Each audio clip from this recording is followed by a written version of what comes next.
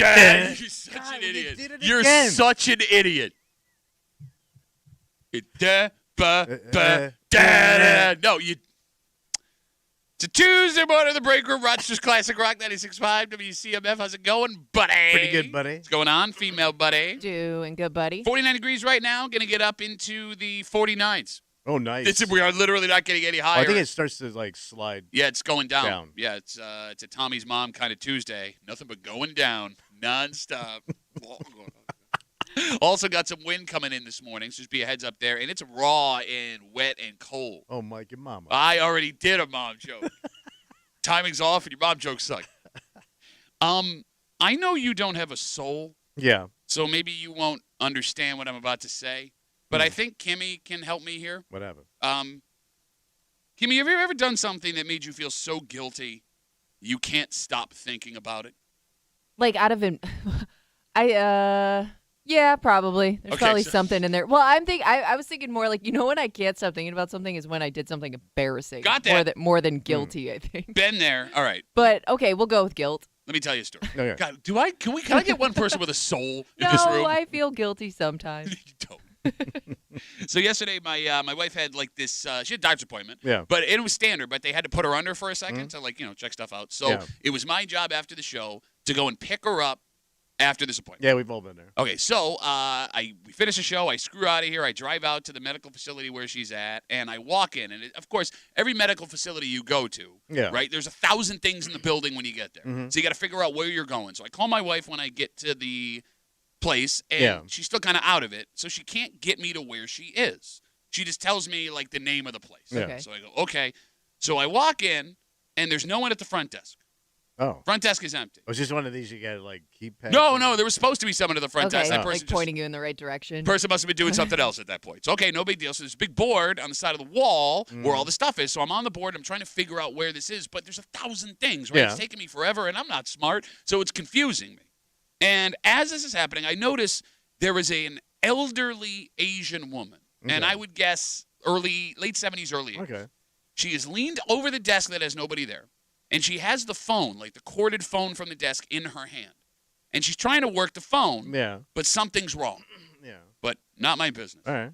So I turn my back to her, and I'm looking at the board again. I'm trying to figure out where to go because my wife had been sitting there for an hour at that point. She was waiting for me to get off the air.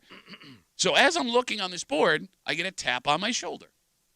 And it's this elderly woman. Yeah. What she want? She looks at me, and she goes, phone. And I don't. So she doesn't speak English? I think it was broken English. I don't know. I mean, Yeah. So she says phone, and I don't understand what she's saying. I'm like, I'm sorry. I don't.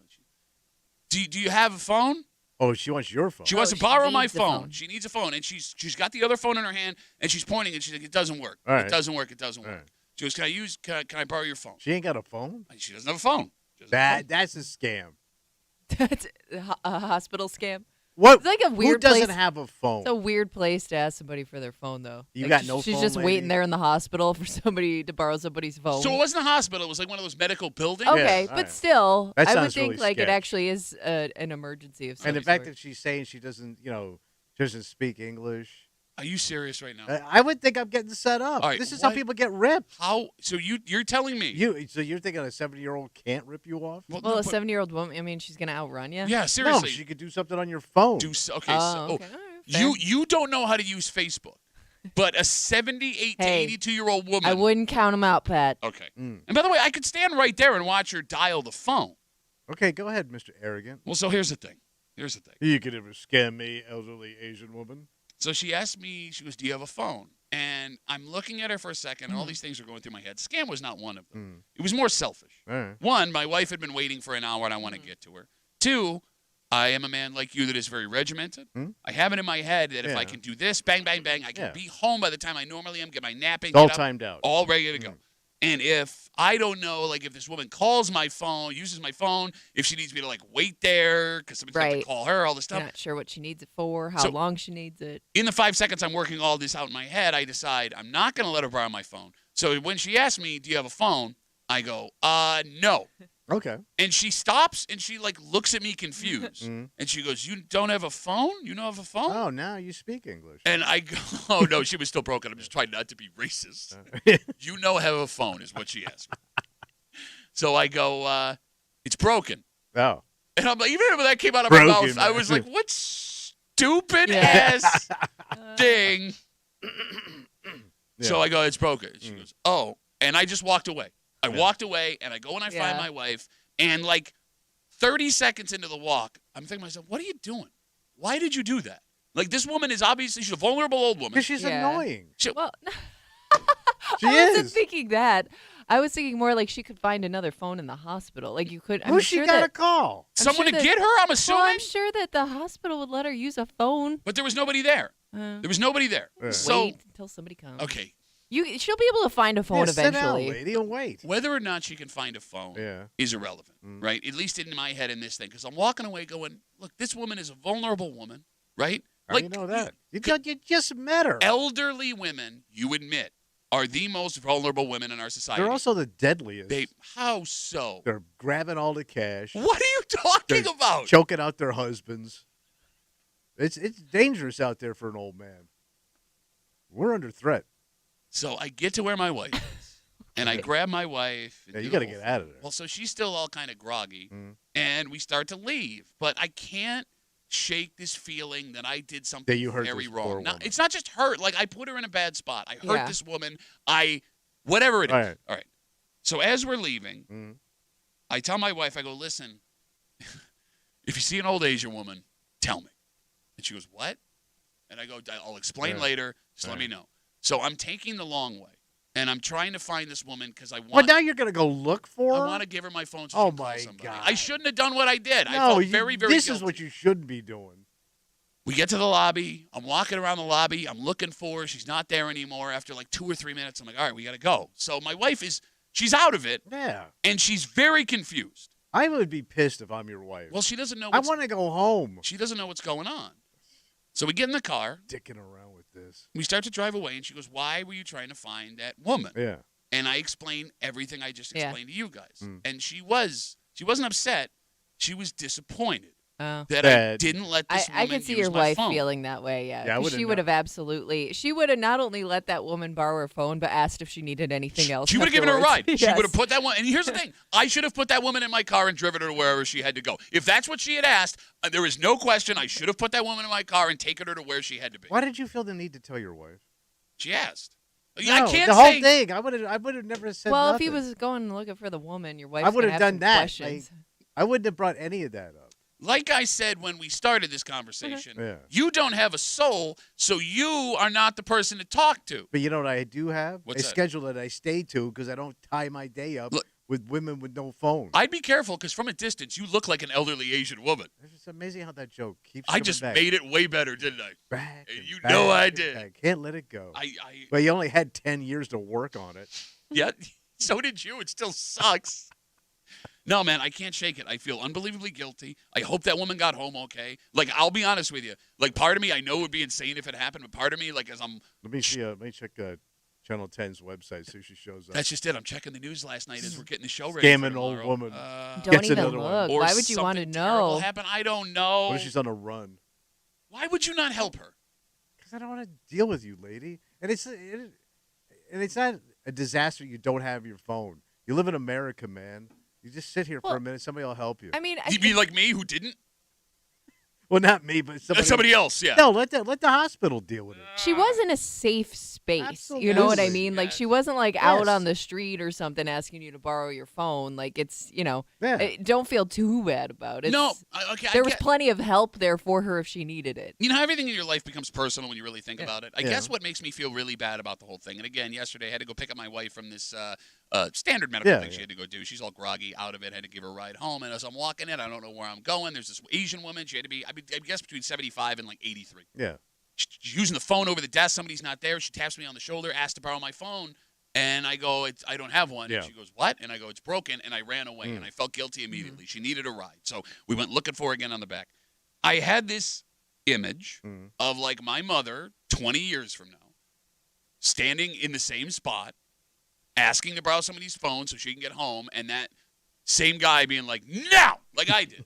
And I would be angry with that guy. And if this woman has children, they have a right to be angry with me. Hey, how about you buy your mother a phone that works? Their children. We don't know her situation. I don't even know if she's calling her I know kids. she's I got, don't know if I she know lives she's got alone. some deadbeat kids. Okay. Let her walk around with no goddamn Well, phone. maybe she had a phone and she lost it or Yeah. something. Who the hell knows? And again, you talk a lot of junk for a man who does not know how to work the phone he's had for 2 decades. Just saying. But it's always on me. So you would not have listened to that woman at all. No, man. For God's Jesus sakes. Christ. Kimmy, would you let the woman use your phone in that spot? I might not. And only because Why are you cheering for evil? it's He's cheering well, for here's the evil. thing. It's one of those situations that you don't see coming. You're a little bit confused, and whenever I'm a little bit confused as to what's going on here, when in doubt, I'm fight or flight. I flight. Okay. I'm all about flight. See, this is I am out. I'm getting out of this situation as quickly as possible. Yeah. I do not know you. You're a stranger. Goodbye. I would say, like, you can use my phone, but you got to go wash your hands first. And as soon as she... That's your issue. No, with as soon as she goes and washes her hands, I screw out of there. See, this is why having friends like you is terrible. Because if we had 10 people in the room and we had this discussion, right, like the old We Show, there would be 5 people that would be like, yeah, no, I understand where you're coming from. But you two are such soulless monsters. We're selfish. Yes. Well, Somebody's got to do it. No, you don't have I to be would selfish, consider actually. myself more of a coward than selfish. Yeah, me too. See, I would, yeah, exactly. See? No, that's a selfish person looking for an excuse that makes them. I'm serious. Like I get instantly nervous and awkward in those situations. What's she going to do to you? I don't know. I don't know that's who just she it. is. I don't know what Tie she up wants. your day. Okay. What if she starts crying or she's got some disaster in her life? Yeah. Oh, I got to deal with this. That would be another. That would be more of a reason to help her. For whatever reason, you're a magnet for strangers, and I am not. So when it happens to me, I'm so thrown off. Right. And you, I feel like you just you find yourself in these situations. You're drawn to it constantly. like a moth. No, I'll tell you why, and I'm sincere when I say this. Like, you're short and nobody notices you because you're not special. Kimmy, I mean, you're just an average height woman. You blend into a crowd. Yes, I She's do. tall. I'm good at blending. Okay, I'm 6'3", and I got this giant beard. Yeah. So I'm a but you would think people would run away from you. I don't disagree with you necessarily, Yeah. but I think it's because because I stand out in a crowd. Yeah. People have no problem just like coming up to me. It's the weirdest thing. Mm. It's the strangest thing. That sounds like it sucks. I mean, It does. You're better prepared for these situations. Like you than walk we are. out here, people. Some guy, some weirdo over here shows up. what do you want from me, man? I'm a friendly person. I would Sometimes stop even doing when, that. when people come in this room, they just look at you like Tommy and I aren't here. Like, That's we what might as well be invisible. Because I'm unique looking. What do you want from me? If you guys, why don't you grow a kick-ass beard, Kimmy, and maybe people start looking at you. If you know this woman, if you could just like shoot me a text or a tweet or So something on Instagram. she's an Asian woman. Yes. She's between 70 and 83 years old. I would guess 75 to 80. She has no phone. Yeah, no And what would you say her height is? Oh, like she was tiny. Yeah. Like shorter than you. A slight. I would guess like 5'2", maybe Right, shorter. yeah. And that was the other funny thing. Well, that's too. average height in China. But that was. What? I don't know. Chinese people aren't that tall. You just can't say things. I mean, they had like Yao Ming, and then that was it. I got that traditionally Chinese people are on the smaller Yeah, side. they're slight. You just can't. I can't give any number I said. You were gonna be like, yeah, that's the average height in China. There was not a number. I could have said 3'4". Their growth is stunted because of their lack of cheese. Oh, you should have asked her about the cheese situation. I don't even know if she was Chinese. I said Asian. You said China. Well, she might have connections on the mainland. Find out what's going on. Okay, for God's sake. See this. If they ever got the cheese in. We have a dynamite. You should always help a stranger. Oh, yeah. Unless you're Tommy. Don't talk to people. And here's the thing. I didn't do it either, so I have no leg to stand on here. Kind of breaking for you this morning here on CMF. It's Tuesday. You know what that means. Oh, were they bothering you in the hood? Kimmy's got her post for the neighborhood app. She's going to read it out loud, removing street names and town references. You guys know how this works. Mm-hmm. There are little clues in that post. Everyone that can hear us, we're going to listen. Have to listen. Just after 9 o'clock, we're going to figure out where they whine and set your phone alarm or come on back, because what are you doing? Yeah. Running away from Asian women that need your phone? Also, just after 7:30, there is a situation in Irondequoit. What happened? A smelly situation. What? Did you see the story last night? No. There is an unidentified odor that has been driving people insane in one part of Irondequoit, and like a But it's large. not like a dump? No, no. It's not a dump. So you got a sewer smell? They don't An know. unusual smell. They have no idea what it is. And 2 weeks of investigating have gotten them nowhere. And it's a large section No kidding. of Irondequoit that are dealing. Why are you laughing? Stinky town. We'll get to that Corner is smelted and dealt it. and a whole bunch more today here at the Break Room on CMF. But first, Tom. You're a monster. No, these are great stories. I'm glad that you're having such a good time today. Thanksgiving is 2 days away. Oh, God. And again, now I get it. Get it done. I just want it done, man. It is a slide in the holiday season. You know, it used to be, Tommy. What's that? Back when America was America, that holidays were for family. Yeah. But now the actual holidays have become kind of a showcase for 2 major sports leagues. And people are starting to have a problem with it. Oh, really? We'll get into it next here at the Break Room on 96.5 WCMF.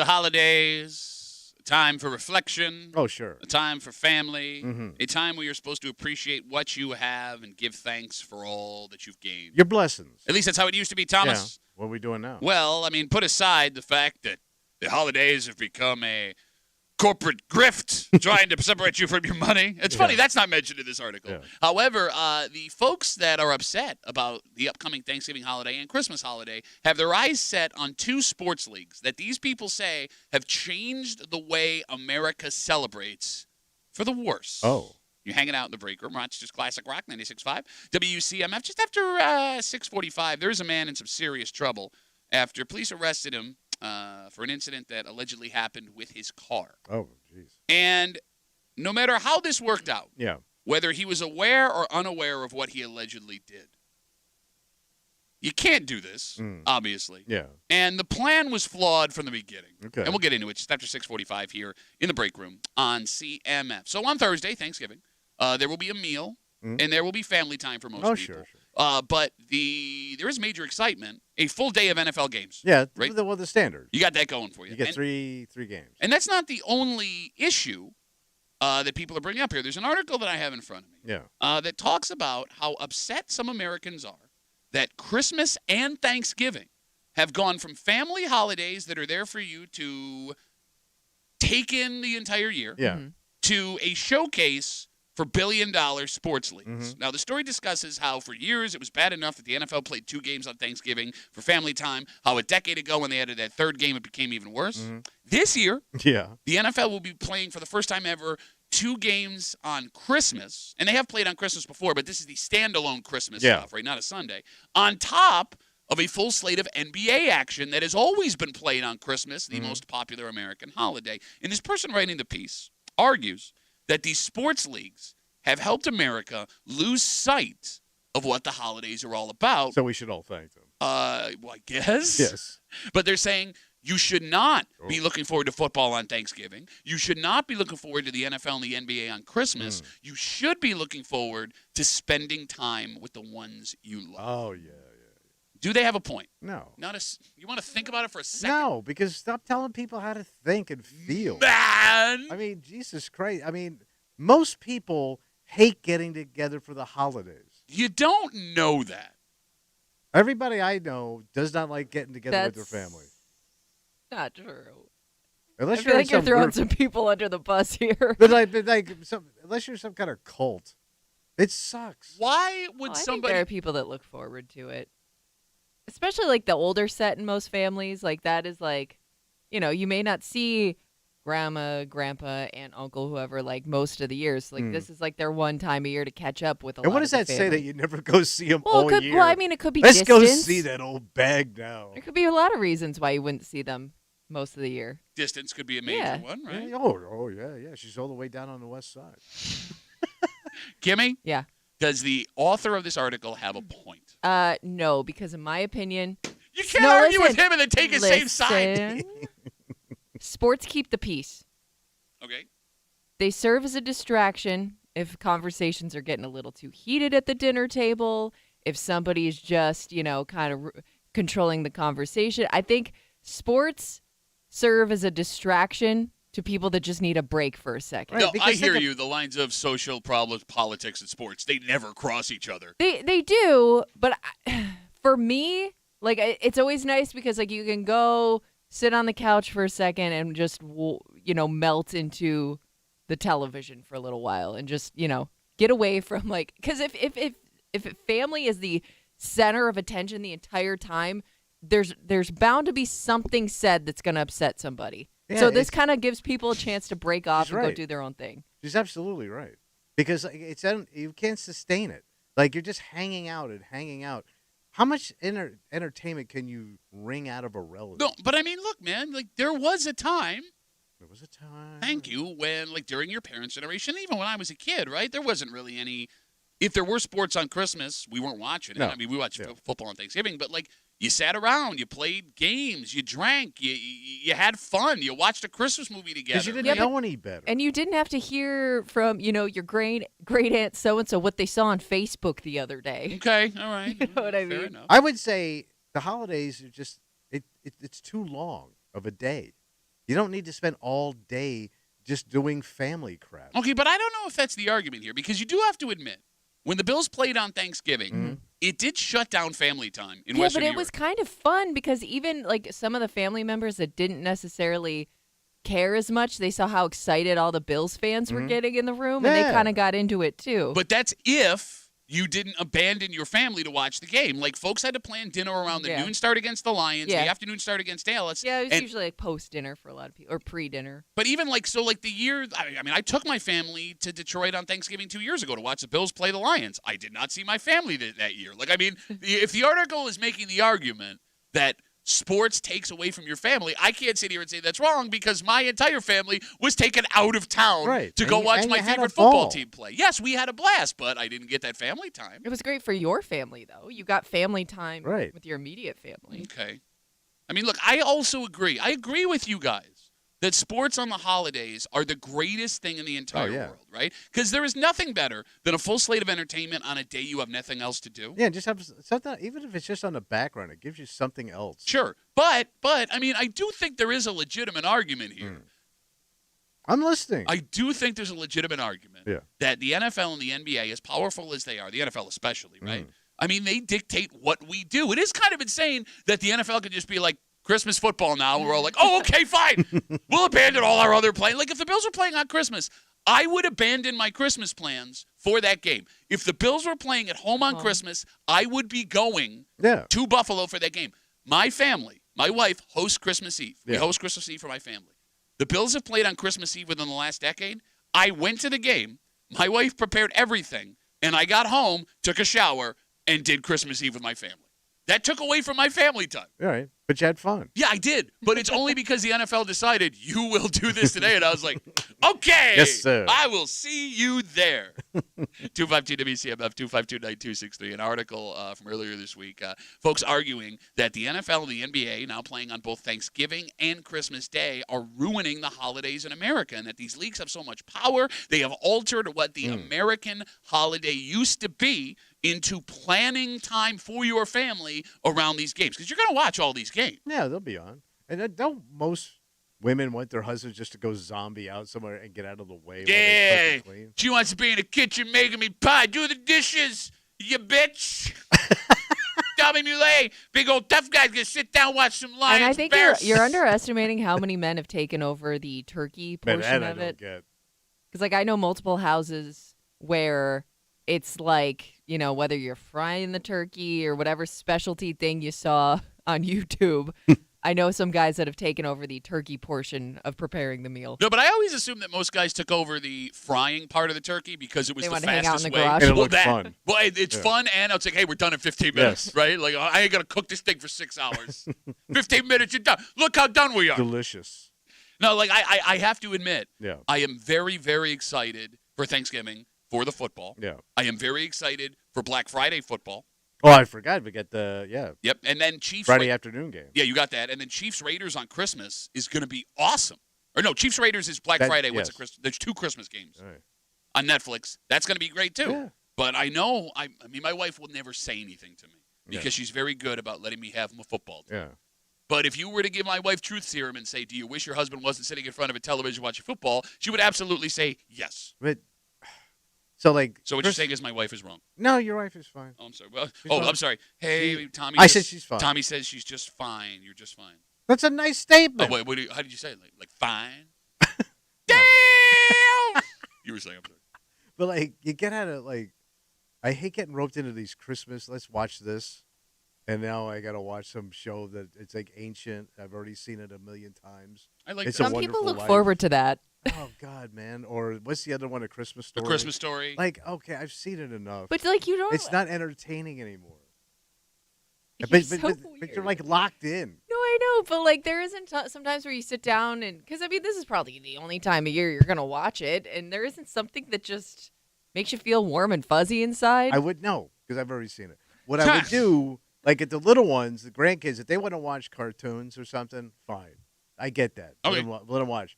A 40-year-old person watching the same movie for the 100th time doesn't do it for me. But it brings you back to where you were as a kid. And you could share that with your grandkids. if they want to do it, that's fine. Yeah. But these older, and then half the time I look around, everybody's on their phone. My wife's now got her laptop open, and she's on a Marshalls thing because the sales are coming on tomorrow. What are we doing? All right, at some point over this weekend, what? I'm going to watch with my family. My daughter's 14, my youngest is 12, my wife is older than that. We're going to watch Emmett Otter's Jug Band Christmas together because it's my favorite Christmas special of all time. How do you do that? Because I love that movie, and it brings me back to being a kid, and my kids like it, and it's like our family tradition. Well, you think it's lame? A Muppet Christmas Carol? Come on. Michael Caine plays that serious You can't heart beat attack. that. Like, it's a bunch of felt puppets around him, and that dude deserved an Oscar I don't for think the I've seen performance. any of this stuff. You're out of your mind. Well, why would I watch it? Because it's tradition. I don't have kids. 252 WCMF, and you never will. Good. Yes, seriously. Let's talk to Todd. Hey, Todd, how are you, brother? Hey, how you doing? Good, man. I guess you could go either way with this. It might actually help in a way because people are all on their phones anyway. You grab your plate, and then everyone, as soon as they're done eating, they just jump on their phones, like Tom said. I don't know. I think maybe the football game might actually bring them together slightly. Oh, look at I hate that. to say it, but No, because I'll be on my phone on FanDuel. Phone and game. at the everyone same jumps time. on their phone. It's like, no matter what. I don't know. The social media is probably worse. Turn in your phone at the door, maybe. See how that works out for Yeah, you. no, Tommy, you're on Todd's side, right? Turn on your phone at the door. Well, that's don't get crazy. No, what happened? What happened? You're right. Todd, he knows the score. Todd, are you going to be watching sports all day Thursday and all day on Christmas? I'll probably be watching it if it's on, sure, yeah. All right. Todd is just resigned to whatever. Yes. He's been beaten down by life. Todd, thanks for the call, buddy. Have a good rest of the day. Good luck. You want sports? Yeah, whatever. I don't care. Oh, man. I wonder if somebody made the rule, turn in your phones at the door, how many people wouldn't show up it'd to be that empty. Thanksgiving? You'd be done. That would be like being on fire Oh for my 3 God. hours. Yeah. Can't imagine. All right, let's take a break. All right. There is a gentleman who is in some serious trouble this morning. You were saying. Keep in mind, tomorrow night is the drinkinest day of the year. Oh, that's right. You got to be safe. Mhm. Something that this man, according to police, was not doing. And I think the timeline of events here is important because if he was aware of what he's accused of and then did this, it's ridiculous. Yeah. If he was unaware, it's even more strange. Oh. And we'll get into the story next here in the break room on CMF.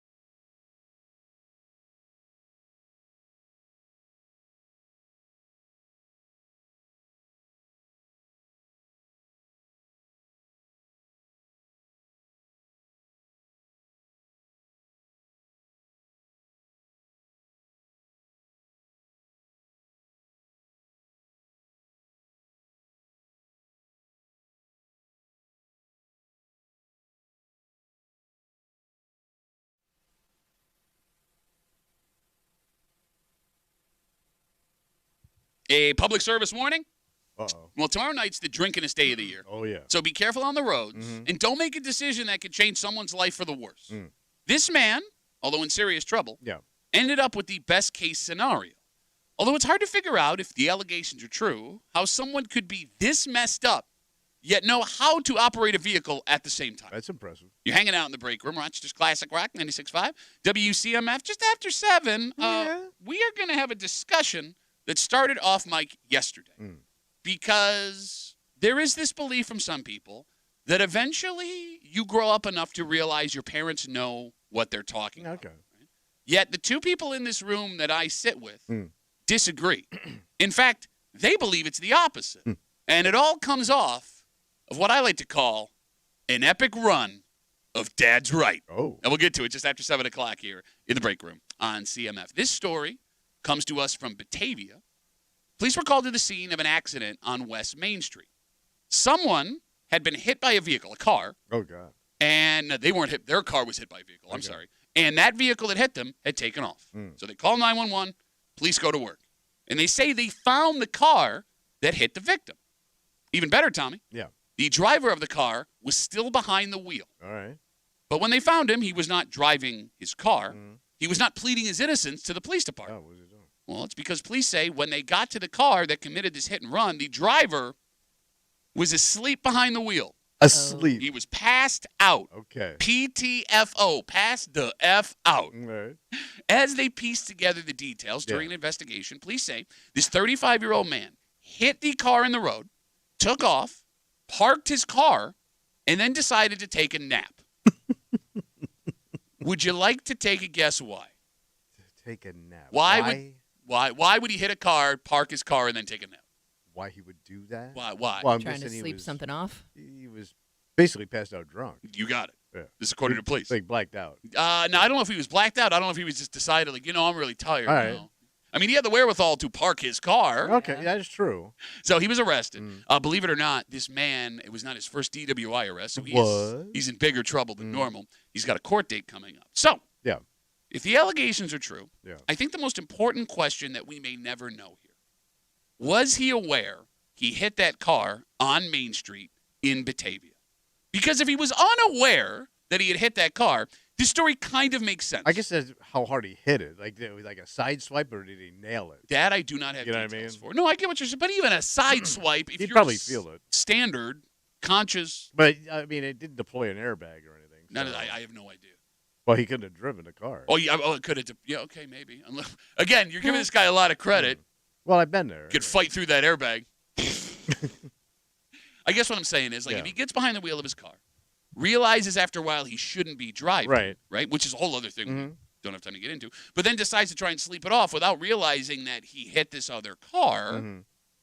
But if he didn't know he hit the car, that kind of drunken logic makes sense. Now, by the way, falling asleep behind the wheel of your car while drunk, not a get-out-of-jail-free card, because if police find you asleep in your car drunk, in most circumstances, they can still charge you with a DWI. Right. If he was aware, however, Yeah. that he had hit the car and then took off to take a nap. A hit and run. Yeah. Hit, run, nap. What was your plan? Well, you're probably just so wasted you don't care. I mean, usually when I'm that drunk, I don't really have any logical thoughts in my head. I'm just tired. Okay, but I would think no matter how drunk you are, if you realize you just hit a car with your car and you know you've been drinking, the best thing to do would not be to put your car in a parking lot out in the open. True. It would be to get that car off the road as fast as possible. Yeah, get it into my garage. Yeah, and we're not encouraging anybody to do that, no. right? But if the person who was hit by that car had a description of the vehicle and it ends up alone by itself while you're asleep at the wheel, you are so effed. Yes, you are. And it's like in this story, you almost don't know what to hope for, right? That he knew he hit the car and made this insane decision, or he was allegedly so drunk he had no idea he had just been in an accident, and he did what he thought was the safest thing in the moment. Yeah. Both of them are terrible. Yeah, but you're already driving drunk. I mean, you're already, you know what I mean? Okay. You're saying you already made a bad decision. Like, I always, like, anytime I was driving, like, that wasted, which is very bad, kid. Thank you. I just wanted to get home. Okay, but this guy didn't get home. I know, but that was my plan. Okay. So if I hit something and I thought if nobody saw it, I'm going home. Like the person in the car that you hit? Yes. Okay. But let's say it's a parked car. I just clipped the side of a car. Okay. A parked car. I'm probably still trying to get home because I'm like wasted. I'm in trouble. Yeah, I would think in that moment, you not sober up, but like reality hits you pretty quick. Yeah. We've all had those moments while drunk where it's like, oh my God, this is a serious situation all of a sudden, right? But I'm still pretty drunk. 252 WCMF 252-9263. Story from Batavia. Man driving down Main Street, 35 years old. Police say while drunk, he hit a car, took off. They later found him asleep at the wheel of the car. Again, this was not his first DWI charge, so he is in some serious trouble. But how this all played out, the timeline of the allegations, may not be the weirdest part of the story. Because like we just told you, this man is 35 years old. And let's take drinking and driving out of it. All right. Tommy, how old were you the last time you had to sleep in your car? Sleep in my car? Do you remember the last car sleeping you did? So the last one, I was on the road. Okay. So that would have been I moved here, so it would be 1993. So you have not slept in your car since 1993. Right. Kimmy, have you ever slept in your car? Yeah, but it was because we were camped out for a concert, and it was pouring rain, and the tent got flooded, so I slept in the car. Okay, how old were you? 20 maybe, 19, 20, yeah. Sleeping in your car is a humbling experience. Oh, yes, it is. And it's more humbling the older you get. Because there is really no good reason a grown-ass person should ever sleep in their car. If you are in a situation, you are sleeping in your car, you have either messed up really bad or something terrible has happened to you. Do you get what I'm saying? Yeah, you bottomed out. You know what I mean? Like, if you are over the age of 25 and you are unconscious by choice in your car, something seriously wrong has happened. Because if the door opens up and you fall out, you're just now homeless. Yeah, like, what are your feelings the next... Like, when you wake up... Are you, is there like a shamefulness to it? Or are you just like, well, that was nice, got to go home now? Well, no, but there's nowhere to go because you slept in your car. I mean, true. That's how bad this is because even you're like, I have slept in my car for some reason. I'm going to my house. Yeah. Most of the time, if you're sleeping in your car, you don't really have a place to go home to. Yeah, I was just starting up to go away to the next gig. Right? Like, I mean, you're sleeping in your car. It means you've been thrown out of the house that you live in. The house that you live in has been destroyed. You cannot afford the place that you were living in the first place. Yeah, you just made bad decisions. Yeah, or you're in a spot where you can't get home and you need to take time out right here, right now. Like, I cannot think as a grown person of a single situation where sleeping in your car would be like, oh, this is an option I want to use. So right I now. did know a girl who she just constantly was locked out of her apartment. So she would sleep in her car until her roommates got home. But that's not a desperation. That's just like forgetful. You know what I mean? Like, I slept in my car because I made a lot of bad decisions. Like, I slept on the hood of my car one night in Fort Walton Beach. Like a raccoon. On the top I slept like a raccoon. Yes, on the top of my car. I'm not lying. Like, on my back. And the cops never even said anything to me. That's how sad he was. Leave that sad raccoon man alone. He's using the heat from the manifold. But it was so weird. Like, when you wake up in your car, it's so disorienting. Because, like, oh, where am I? Like, why? Oh, God. Yeah, you're back to reality. It wasn't a dream, man. I thought my life sucking was a dream. You also have to be super exhausted to even be able to fall asleep in your car. Not because it's uncomfortable or because of all the outside noise, which are factors. Yeah. It can be really hard to quiet your mind when you are thinking, how the hell did I get here while you are trying to sleep in your car? Yeah, every time you had to literally, you're basically just passed out. Yeah. You're that tired. Yeah. I'm surprised that this doesn't happen more after Bills games. It might. Because you know how long it takes sometimes just to get out of your parking space? Like, I wonder if there's some people that are just like, you know what? I'm just going to close my eyes for a second and wait this out. And by the time they wake up, the parking lot's completely empty. Monday afternoon. Well, it's funny you bring that up, right? Because, like, Bills games, you got folks driving their regular car. Yeah. You also have folks driving RVs. Yeah. And, like, the difference in life, because sleeping in an RV is technically sleeping in a car, but it's the opposite of what we're describing here. Because if you have enough money to afford an RV, you're doing really well for yourself. Yeah, it's true. I got a bed on wheels and a shower in here, right? Like, it's two opposite sides of the same exact coin. Because I've also done this thing where, so when I lived in Webster by myself, sometimes I'd sit out at night, drink, smoke a cigar, just hang out. And twice I fell asleep outside, and I didn't wake up till like for hours. You slept through the whole night outside? Pretty much. Me and the dog were outside. Yeah. And then all of a sudden, he would start barking and moving around. That's what woke me up. But I bet you I probably put a good 4 hours in an Adirondack chair twice. What a creep Damn. bum lush. Creep Yes. crumb bum. I know a lush when I see one. But it's If I even saw more somebody- embarrassing because I had a whole house inside of places to sleep. But I will say this, sleeping outside, super refreshing. I'm surprised your neighbors didn't come over thinking like you had a medical emergency. It's the middle of or the something. night. Yeah, I know, but you sleeping upright in a chair would be alarming. Yeah, I probably think I'm dead. Well, but in their defense, he always looks like he's having a medical emergency. So, it's funny. Again, this all comes off of the story. This 35-year-old man arrested for DWI after police say he hit a car on Main Street in Batavia. They then found him asleep at the wheel of his car. There are people now, and Kimmy, you've seen this on social media, that have decided they are going to live in their car on purpose. The idea being, like gypsies? Well, they're gonna. First of all, you said it wrong. What's that? Gypsy. Tramps and thieves. No, we were doing two different songs, but it works.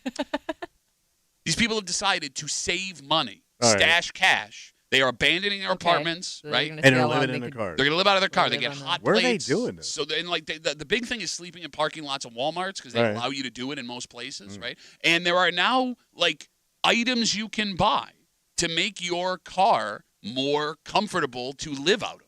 Well, I think I just watched a movie about Like you this. can. There's like that blow up thing where you can make your back seat a bed. Yep. Essentially. There's hot plates that are supposed to fit in your trunk in a specific I way. just saw a movie about it. It was over. Yeah, it was like these people they travel together. And they move around the country, and they're almost like they pick up odd jobs and stuff. Oh, and that I haven't. it's a movie that's based on real life. Okay.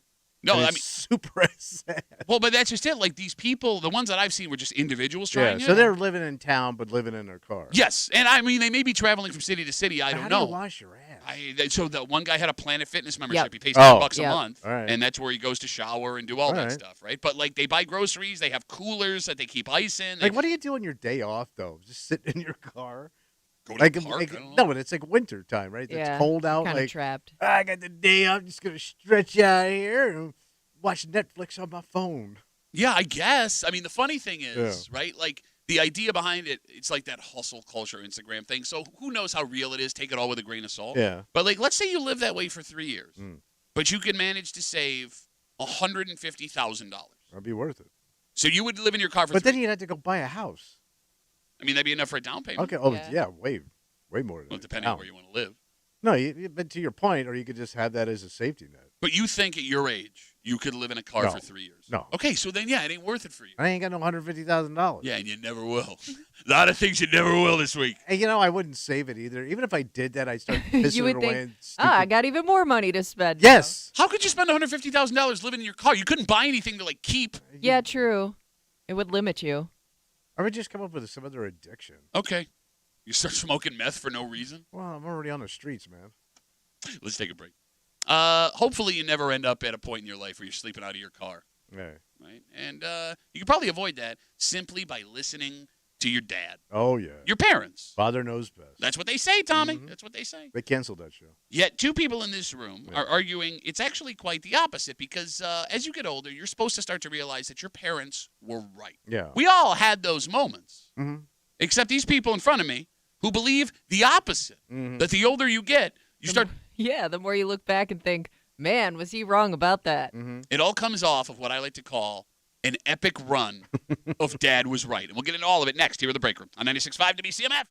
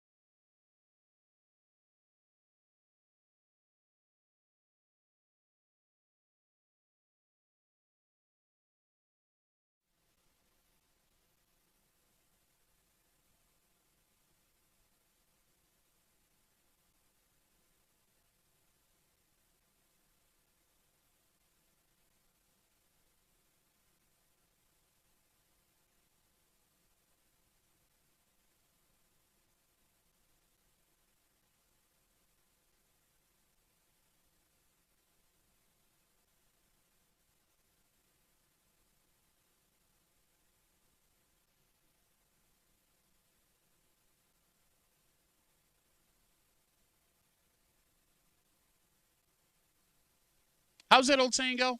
I don't know. Father knows best? Oh, yeah, something like that. We can be sure it wasn't a teenage kid that came up with that idea. But there should be a time where your kid realizes you actually know what you're talking about. All right. Right? I thought we all agreed on that. Even though two people in this room are ready to argue the exact opposite. You're hanging out in the break room, Rochester's Classic Rock, 96.5. WCMF, just after 7:25, 7:30, there is an issue in one big part of Irondequoit. Yeah, you were saying that, and they can't figure it out. A stench that is horrid, Stinky. but unidentifiable. So stank. And not only unidentifiable as in, like, we don't know what it is. Yeah. They have no idea where it's coming from. Can't you just doesn't it get stinkier as you get closer? That would make and then sense. you stick your head in. Oh, this stinks. 2 weeks worth of investigation, no idea. And we'll get into the story just after 7:30 here in the break room on CMF. All right, guys. Whatever. Not to toot my own horn. What'd you do? Yeah. But I have been on dad fire lately. Dad fire. Yeah. So I got my girls 14, 12 years old. And my 14-year-old in particular thinks I am a total idiot. She never wants to listen to anything I say. And I'll tell her to do something, and she will do the exact opposite just to spite me. Yeah. And I'm not talking about, like, let the dog out. I mean, like, advice with things going on. Well, in the last week, I have talked her into 3 things. What'd you do? She never used to eat breakfast before hockey games, so I got her eating, like, peanut butter toast and apples for energy. You got to have nutrition. It's right. You're such a team now. You made a commitment to those apples. All of these things you're saying are true. She's played great the last 2 weeks. Played out of her mind. Oh, because of the breakfast. Because of the breakfast. Well, the breakfast is the only difference, Kimmy. Breakfast is the only difference. Okay. She plays center, takes face-offs, so her hand was never low enough on her stick when she was taking face-off. And God, listen to Coach Dad. after months, every hockey player listening knows what I'm Doesn't saying. she have a coach? Leverage, yeah. They tell her, too. They should have listen. Yeah. After Maybe months, she listened to her coach. After months of me harping on her, she finally took my advice, dropped her hand on her stick. She's been winning like 80% of her face-offs. No kidding. And then, What happened? so she's been a little snake bit on the ice this season. She hasn't scored the goals that she's used to scoring. So what's been her problem? Well, she's been a little down. It's not a problem. She's playing great. Yes. No, but you Slump. must have noticed something. No, I didn't. Oh. But she's been down on herself. So I've been telling her after Oh. every game where she's a little, disappointed in herself. Look, hockey is stupid. Just keep doing what you're doing, and the goals will come when they matter the most. Well, she had a big game on Sunday, Whatever. and she scored a gorgeous hard-earned breakaway goal. Okay, Wow. because you told her eventually it would happen. Well, I didn't want her to quit trying hard, and she Well, didn't. maybe she wasn't gonna quit trying. I hard. know my kid. You know what this is? This is a horoscope. Believe in yourself and things will happen. Oh my God, they happened. And they did. All And they because of did. what Dad said. And they did. Look, the bottom line is this. Yes, sir. My 14-year-old, she's doing amazing. She's on Yeah. a pretty good run right now. Fantastic. But it's all thanks to Dad's advice. So you're okay. I am on an epic run of Dad was right. And I was telling you guys this off air yesterday. Yeah. And I had said, I hope now she's at the age of 14 where she's starting to realize And appreciate. that, well, forget appreciate. Because every 14-year-old, they'll come to that conclusion. I don't need you to appreciate. I just need you to realize, like, if you take my advice, good things are happening. To listen to your father. Yeah, so I'm telling you guys this yesterday, and I wondered out loud what age you start to realize that maybe mom and dad know what they're talking about. Because now I personally have a pretty good track record. She's listening to what I say. She's seeing success, and I was hoping, like I said, things will start to change. Yeah. But you guys actually had the opposite take. Absolutely. I mean, because, like, all right, so my father, the advice that ended up being good advice was things that were in his lane of, like, business and money. Okay. Things he Things was like that. successful at. But, like, yes. But, like, socially, family, women, anything else, health, he did not know anything. And I at think that all. also changes as time moves on, too. Like, maybe what he thought was right at the time turns out was actually very horrible advice.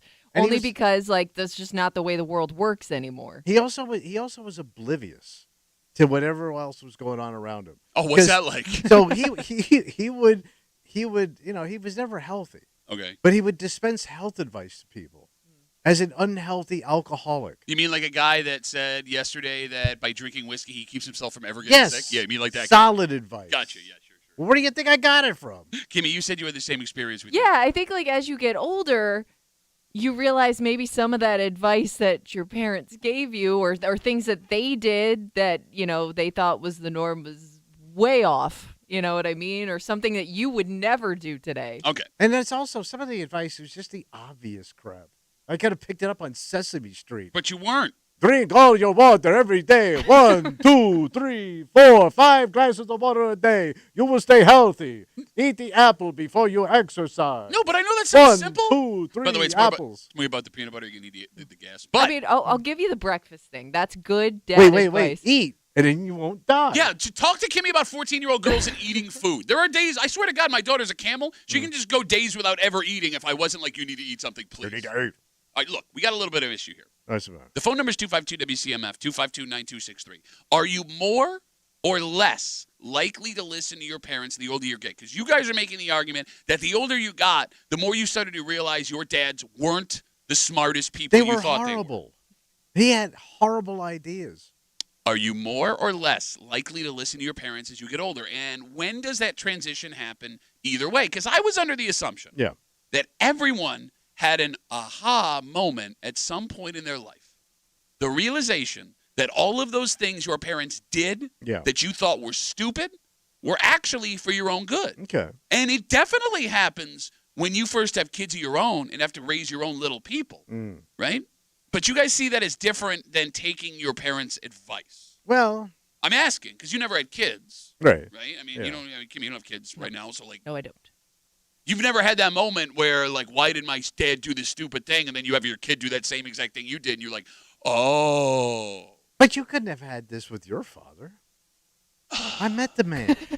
I mean, we've heard you talk about him. Look, between you your see story, all the faults in your parents. Yes, you do. I mean, I just assumed, to your point, that my old man never knew what he was talking about, right? But I'm different. I'm brilliant. You're one of the good ones. Exactly. I'm a good dad. But don't you worry, like especially when it comes to the hockey stuff, that eventually your daughter's going to figure out that she's already at a higher level of hockey than you ever played. Okay, right? that's an unnecessary. Because you didn't play high school hockey. Well, you played, some rec hockey maybe. What? Okay, I'm just why do you saying, say it like that? That's the meanest thing. Okay, first of all, eventually she's going to figure out Dad doesn't know what he's talking about. You're chipping into my confidence, which is not good today because tonight is the daddy, the parent-kid She's going to throw that in your face eventually, so be prepared. Okay, no, but like you got yes, no, my daughter is already a better hockey player than I ever was, right. but I know what I'm talking about. I've been around the block. Oh my God. See, this is what I mean. This is why having teenage girls sucks. Because what Kimmy's doing right now. Why do you think you know what you're talking about? Why do you think you know better than her coach? No, her coaches say the exact same thing to her. Okay. It's just she doesn't want to listen to anybody. She's very stubborn. But shut up. You guys are such dicks. You're like a bunch of kids that never grew up. Yes. No, I'm living in Neverland right now. I'm just saying your teenage daughter eventually, and it could be through one of your buddies, because this is how it happened between me and my dad. One of his buddies comes over. So dad, gave us a hard time about working hard at sports and practicing off the court and blah, blah, blah. And then it all goes to crap the second you talk to one of his buddies that say, he used to skip practice all the time because he was hungover, or you know what I mean? Like it gets instantly ruined, and then all you have to say, the house of cards, buddy. You're just trying to say things you think sound profound right now. And I think I am. No, it goes right out the window. She's right. 252-WCMF, 252-9263. I think there's a difference between what we're talking about and what you're talking about, Kimmy. Again, I'm on an epic run if Dad was right with my daughter. Like, she never listens to anything I say. She took advice for 3 things I told her to do, and all of a sudden, all of them worked. Nutrition. And I was telling you, yes. Hard work. Yes. Believe in yourself. Hydration. Concentration. That's the other thing, too. The kid doesn't want to bring a water bottle on the bench. What are you, nuts? You're out there for like 90 minutes not drinking water. Are you out of your mind? Anyway. Yeah. I had said off the air yesterday, I hope that now that this is working out, she's going to start to realize I know what I'm talking about. Yeah, you guys said gravitate towards you. Well, not even that. Just like if I give her some advice, like at least consider it. All right. And you guys said no was the opposite for you. When you hit your teens, you guys started to realize both of your dads were full of crap. Yeah, my parents were such a tune-out. No, but like you never change though. You don't listen to anybody. But I had a very, I'll just say it and I'll burn it out. I had a very dumb mother. Like the stuff that fell out of her face was so stupid that there's no way I'm taking any advice outside of how to make cookies. She never told you any. I mean, your mom she had a very interesting background. I mean, she served and she went through like basic training and stuff, which I'm guessing was pretty unique for her time. She brought herself off of a farm in Auburn. And you don't think she had any good advice to give you? But when she married my father, it just all went away. Yeah. Like it just shut down. She just became this housewife, and she just got absorbed into his life. So yes, as a kid, she was adventurous. She did all that, but I never met that woman. I met the woman I fell out of, and she was just she had no opinions, and like he just bullied her around. Okay. So why would I take? Here's my point. Why would I take that woman seriously when my father didn't take her seriously? So I'm watching this, him demean her. So why would I listen to anything? Even if she has something relative, I go, well, he thinks she's stupid. Why would I listen to her? No, I get that logic as a 13-year-old. Yeah. I don't get that logic as a man in his 60s. I feel bad for her. I feel bad for her. Oh, she was dumb. Well, I mean, you literally just called her dumb. I feel bad for the dumb woman. Man, the things she used to say, man. Worse than you read one book, you read them all? Yeah. Because that was a dad gem. Yeah. And he was serious. He wasn't trying to be funny. That's the ironic part. And he was in the printing business. All right. Let me ask this question. What? Because I'm feeling a lot of pain, childhood pain, pouring out of your spoiled-ass, bitch-ass body right now. All I got was a boat in private school. We found out yesterday that my dad burned through $80,000 in 2 years of me failing out of military school. Why did he not like me? Is it the generation gap that makes all parental advice seem stupid? It could be. Yeah. Like you said, like as you know, times change, right. You realize you couldn't get away with that now. Like maybe back then it wasn't a big deal or it was good advice, but it no longer applies. I mean, and I think that goes with everything, not just like what you were able to do then versus now. Like with the exception of some like rock solid, unchanging truths, every 25 years, it would be impossible for every lesson that every person learned to be relevant to their kid. No, it kind of goes obsolete after a while. But most of those lessons should still work on a grand scale. Well, the general stuff, yes. General stuff, wasn't that one of your floor commanders while you were at military school? All right, look, I think here's the difference. What's that? For you to be a parent where your kid starts to realize, maybe you know what you're talking about, you have to be aware of your own shortcomings. Do you understand what I mean? Yeah, and you have to have the wherewithal to actually do that. Exactly. Like the best lessons you'll get from anybody are from the people who know that they've screwed up in the past. Mm-hmm. Do most parents not have the ability to understand that they've made mistakes? Maybe they do now, but like my father would never admit to a mistake. That means you're weak. Okay. You know, you're a sissy boy. So he would never apologize or say he was wrong. No, because my old man, I mean, he was the same way. And I even as a kid, I didn't understand what I was understanding. Right. But it was like, if you never learned a lesson from something bad happening, well, if everything's always good, how are you going to tell me when things are bad? You can't. My father used to think I never had any regrets in life. Really. No regrets. I'm looking at one of them. Yeah. I never made any mistakes. You know. We are slammed with dads in the Facebook messages, 252-WCMF, 252-9263. Mark writes us. You can always get us at WCMF for the Break Room Facebook page. I think Duffy is right. I noticed my daughter really starting to listen to me at 16, but that was after a really hard few years where she made a lot of mistakes at school. Your kids do eventually come back to you if you keep at it. Thoughts on that, Kimmy, having been a 16-year-old girl at one point? What do you mean by your parents or your kids do eventually come back to you? Would have to ask Mark. I do not know. I guess I don't really understand. Well, like coming back to your dad's point of view, maybe. I guess if I had to... You're more in sync. Well, no, I do. I mean, my 14-year-old has wanted independence for like a year or two. Yeah. Right? And that's good. I guess, but like she tries it in weird ways. Like she'll just like avoid everybody in the house for a while if she wants to be her own person. Yeah. So, I mean, maybe he means like, Kimmy, I'm sure you went through the same thing where it's like, man, nobody knows me. I'm going to listen to Avril Lavigne. Dashboard Confessional gets me. Okay, yeah, I mean, I would say that's just, that's Screaming infidelity. Pretty on par for being a teenager. But I think like you can, as an adult, you just learn to navigate that relationship with your parents. It doesn't necessarily mean you're coming back and saying, oh, you were right about all this stuff. It's just like, you just see them in a different light. I don't know about you, but I could only tolerate my parents for just a little bit. And like when they would come up here to visit and they'd stay at my house, I would seriously have a talk in my head say, you got to be cool. Mm-hmm. You got to be nice. Mm-hmm. You got to have some patience. And it wouldn't last 30 minutes. I'm telling you, man, before they would just annoy the crap out of me. And I tried to fight it and I lost every time. So I never came back to them. A little space is good, yeah. I mean, how much time do you think you could seriously spend with your parents? Could you spend 24 hours with them. Oh, without... no. Right. No. So there's your answer. You can't do a day. I can't do a day. Okay, but I think I think there's a difference. It's depressing. Because I know guys that could go off with their dads or like best friends. They'll go to ball games and fish and golf, and I'm jealous of those guys, but I never could do that with my old man. My old man used to beg us to do stuff with him, and we'd blow him off. And the cat's in the cradle and the silver spoon. Tommy ain't coming. He hates your guts. But he'd also blame everybody but himself. Yeah, I get that. I think maybe it goes from, being a teenager and telling your parents that they're wrong in your point of view to being an adult and just being able to still hear that maybe they're wrong, but being able to just shake your head and move on. I think you two are just very bitter, cynical people. Yes, I am. Like you, I get. You're a monster. I'm surprised by you, Kimmy. She's coming around. Looking all pleasant in your shacket this morning. Oh, thank you. Oh, yeah, we're shacket buddies.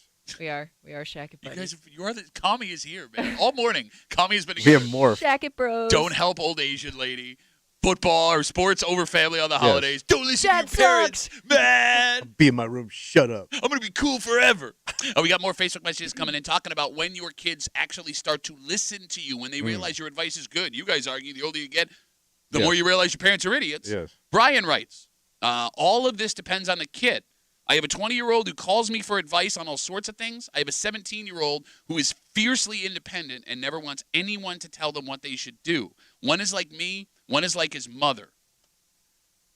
If my oldest is like me, we're in serious trouble. Yep, and I think it may be going that way. But isn't that healthy? Maybe isn't that a healthy transition for a teenager? Do I look healthy to you? No, but like to not. Hey, is this healthy? Well, you weren't healthy. Hey, you lost some weight. You know what's going to be interesting, and here's going to be the ultimate dad test, because I do think every dad has one or two lanes that is like I only am going to call dad. It's when your daughter goes off and she has some independence, and if she runs into a problem, who does she call first, mom or dad? Because there are certain things as an adult that I would call my dad for, like. Ungrateful kid. My dad's dumb. He shouldn't snowboard. Bad advice. Daddy, I need your help. I'm trying to give you some credit. I'm saying there may be some things that she does see you as an expert on. Like for me, whenever I needed any type of car advice, Dad was the person I called. Okay, he's a wrench monkey. But not so much if my car's broken, but like, hey, like I would take him with me if I'm gonna go look at new car or lease or whatever, because that was my experience as a kid, was who handled all that. Okay. Most dads are just one-trick ponies. That's not true. Like it's almost like if you gave dad, it's like a dad has a drum and he's in a marching band. He's just walking around the house going dum, dum, dum. And that's what it sounds like. Embrace what she gives you. Dum, dum. But what you're saying is not true. People are complicated, layered, nuanced things. What layered, complicated dad? All of them. They don't look at you like that. Oh, my God. That doesn't mean it's not true. Like, what do you just watch? Every commercial with stupid dads on it and believe that's the truth? Oh, no, he doesn't know how to hang the bird feeder. Most of these commercials are based in truth. All right. Let's take a break. Maybe we should get all the dads on the case out in Irondequoit right now. This is a little bit scary, I guess. So do they say what it smells like, or just is no? it like, they've described it a couple different ways. Is it like none of them good? Like a dead body stink? Is it like a garbage stink? We have words from folks that live in the town. Butt stink. That we will butt stank. Butt stank. Yeah, butt stank. This pretty large area of Irondequoit has been going through hell for the last 2 weeks. Oh, they don't know where it's coming from, so they don't know how to stop it. They don't know who's responsible, and they don't know what it actually is. Ugh. And we'll get into the story. Smelly Town, USA. Next here at the Break Room on 96.5 WC.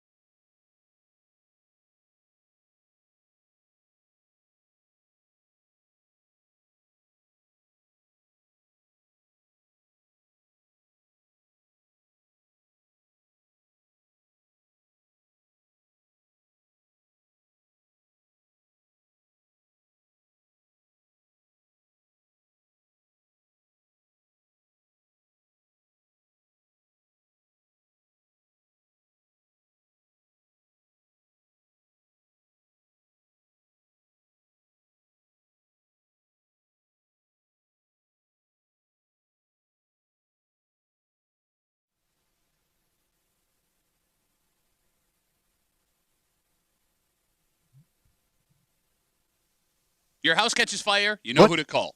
No, it's not on fire right now. You don't even have a house, so what are you freaking out about? That's true. If you're having a medical emergency, you know who to call. Sure. But who you're going to call when this shows up as a problem where you live?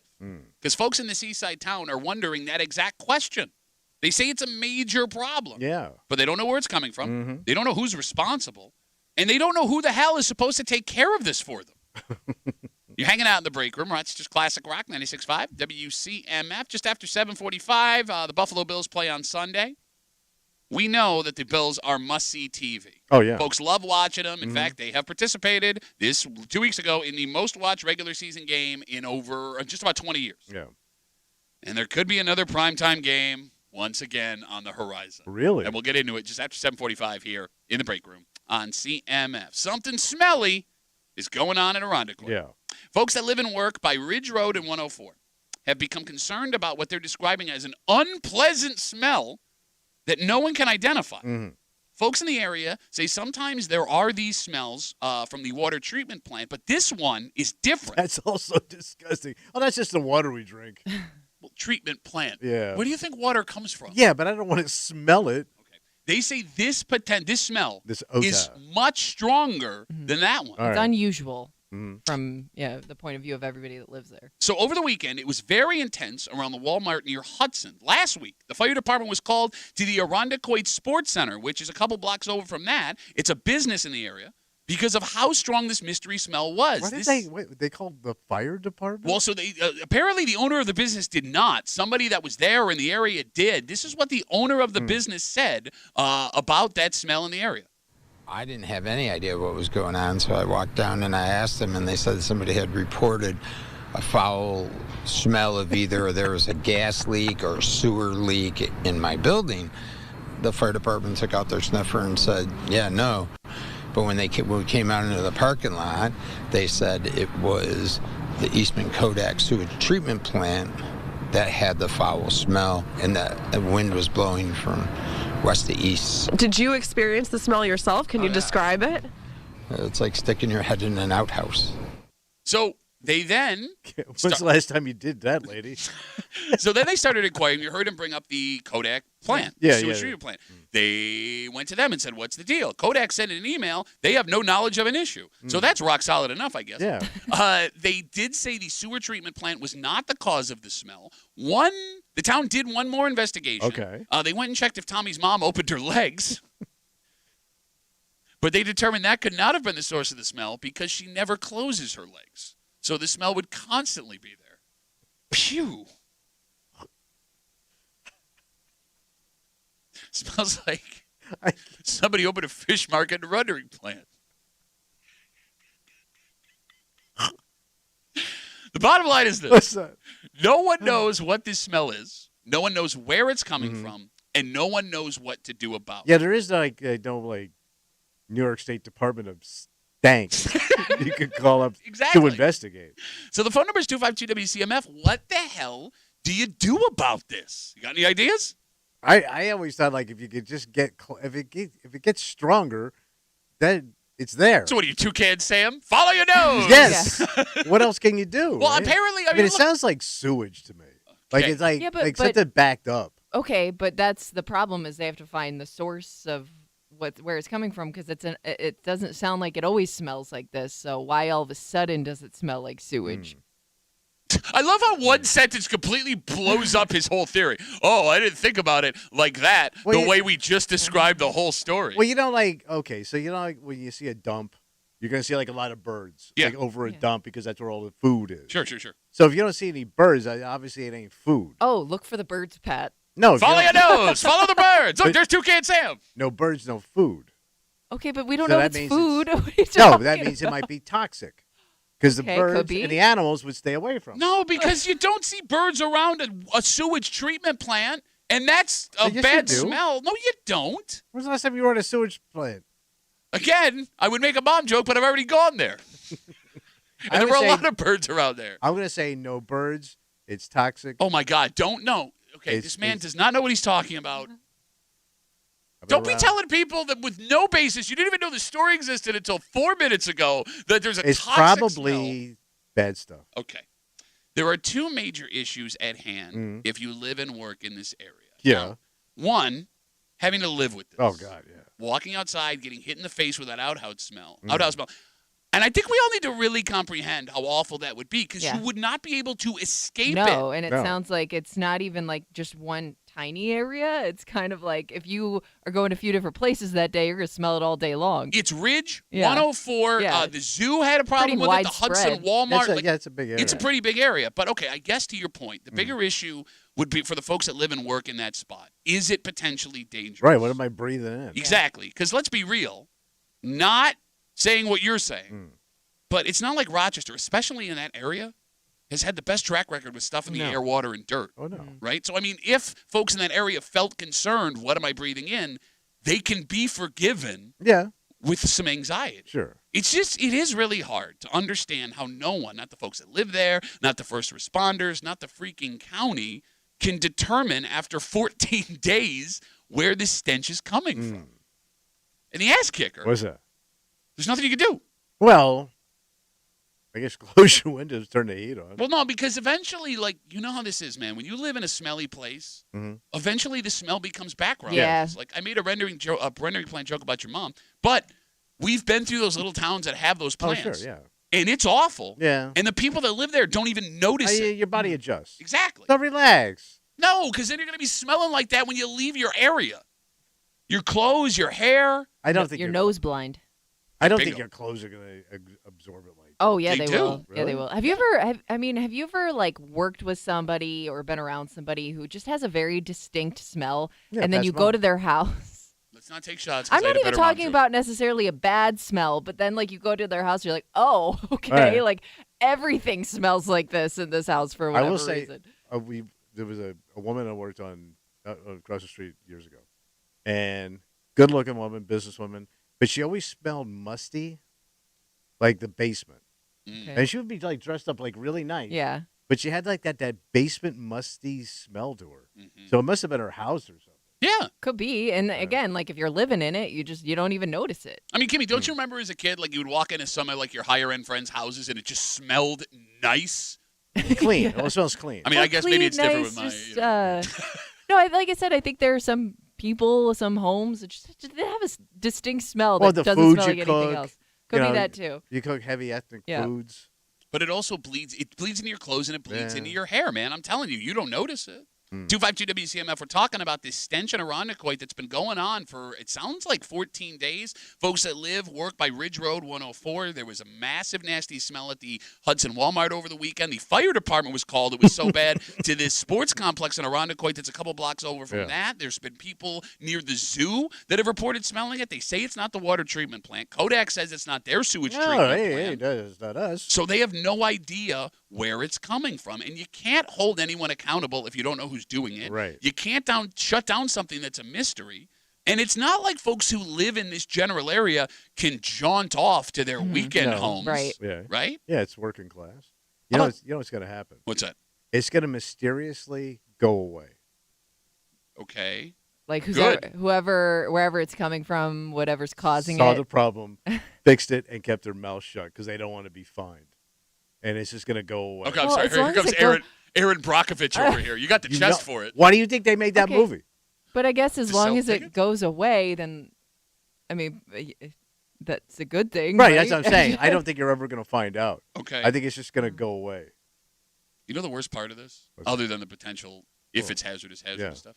If you live between 104 and the zoo, and you're hosting Thanksgiving on Thursday. Ooh, you're right. Terrible time of year for that. You got folks coming over. You got to cancel. Well, how? I'm not going to your stank ass house. You're going to look a family member in the face. It's going to prepare you. First of all, you already live next to the zoo. Zoo smell. Now you got double ass smell. Do people? I got zebra and mystery ass. Do people that live near the zoo get smells in the summertime? They have to. You it's a zoo. You can smell the zoo outside of the zoo. I guess when you get to the zoo, you can smell it. Well, like when you're close to some of the animals, but I don't notice it. But that zoo is in a residential area. Yeah, I mean, there's houses that like back. Yeah, you smell it.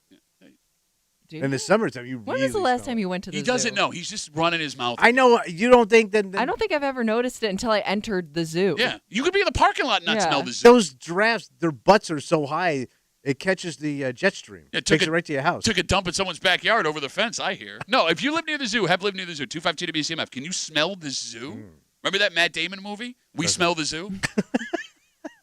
Honey, we can smell the zoo. No, but going back to the Thanksgiving Day thing, right? Like, you're not going to suggest a family member move Thanksgiving from their house. It might be too late for that, though. No, you'd be telling them your house smells too bad to eat in. But it does. You're not. No. And it's not their fault. I understand. Right? I mean, I guess you could pitch it like, hey, let's get you out of Smelly Town for a little while. Yeah. Give you a break. But you're too much of a coward to do that. You know, you sit here and you're like, oh, I ain't going. You would absolutely go, you bitch. No, but I could talk my wife into talking them into us not going. She won't do it. No, I mean, that is such a massive faux pas. Your house Can you imagine getting all dressed up, going over to Thanksgiving, and it smells like the toilet? That's nasty. Yeah, it is nasty. You just kind of. Here's the other thing: it ruins your taste for the day. You don't even like turkey. No, but like drinking everything, it kind of ruins it. What if I brought her a beautiful shrimp platter and it's ruined? You and your damn shrimp platter. Shrimp pulled out of the Genesee, from what I hear. 252 WCMF talking about this mystery stench that's going on out in Irondequoit the last 2 weeks. We got Facebook messages coming in. You can always get us at WCMF or the Break Room Facebook page. Justin writes, "Yeah, the people that live near landfills on the east side complain, and everyone laughs at them. Why are people trying to do something about this? This seems like a lot about nothing when you hear people tell you just have to live with the smells." Okay, it sounds like Justin may have bought a smelly house near a landfill. Yes. I think there is a difference between knowingly buying a house near a landfill and this story. Knowing it's a possibility. Yeah. This is showed up. It's coming out of nowhere after already living there for a while. Not to mention, if I'm not mistaken, I mean, there are things that people have tried to do about the smelly issue for the East Side landfills. Like, it's been like a government problem. Yeah. Right? Am I wrong? I thought they did, yeah. Although I didn't realize that the sewage treatment plant was so close to all of these businesses and residential areas over in Irondequoit. Oh. Did you know that? No. Well, I kind of always thought, like, living that close to Kodak, this would have been something a problem that came up every now and then. Like chemical smells, especially through the stuff. years, you know? I'm surprised. I guess it obviously is a unique thing that's happening. So here's the thing, though, with Kodak. And Kodak's in the news this morning. They're cutting their pensions for the rest of the people, and they say they're moving it over to something else, which anytime a corporation like that does something, it's probably going to benefit everybody. Yeah. I don't know what Kodak does anymore. So what do they make? Exactly. Like, I don't know what they'd make that would produce that kind of stuff. And I'm being sincere when I say this. Still make film? I think How they much? do. And not a lot, not as reels much, a year? obviously. But I do think they still produce stuff like that But on a smaller scale. Like, okay, fine, but they have to do other stuff, right? I can't tell you what. Yeah. I have no idea. I have no idea. It makes me feel like a bad Rochesterian. They're going to start making drugs soon, maybe? I don't know. Oh, yeah, there you go. That was a thing. I thought that wasn't happening anymore. No, I read the other day that they were like gearing up to do it's going to come back? I guess. Who knows? It was supposed to happen in the first place. All right. Headline news, national news. Check it out, guys. Bum, bum, ba-da. All right, so we here in the break room, we sympathize with you Irondequoitians. We feel for you. We hope it gets better. And if you are hosting Thanksgiving and somebody goes, hey, good luck. It smells over here, maybe you should listen to it. Just saying. All right, let's take a break. Thanksgiving, we will see the Detroit Lions take on the Chicago Bears. And then that game. Lucky us. Well, Kimmy, I mean, you do get to scout the Lions with this upcoming Bills matchup. Well, Tommy and I were just talking about that, actually.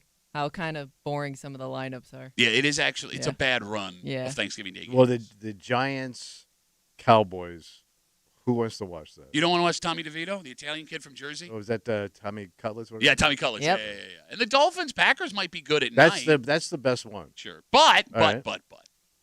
You'll get a look at the Lions before they play the Bills, because I think you can make the argument this Lions-Bills game is the most exciting game left on the schedule of the entire NFL for the rest of the season. Oh, really? So much so, looks like we're going to do this again. What are they doing? We'll tell you next year in the break room on CMF.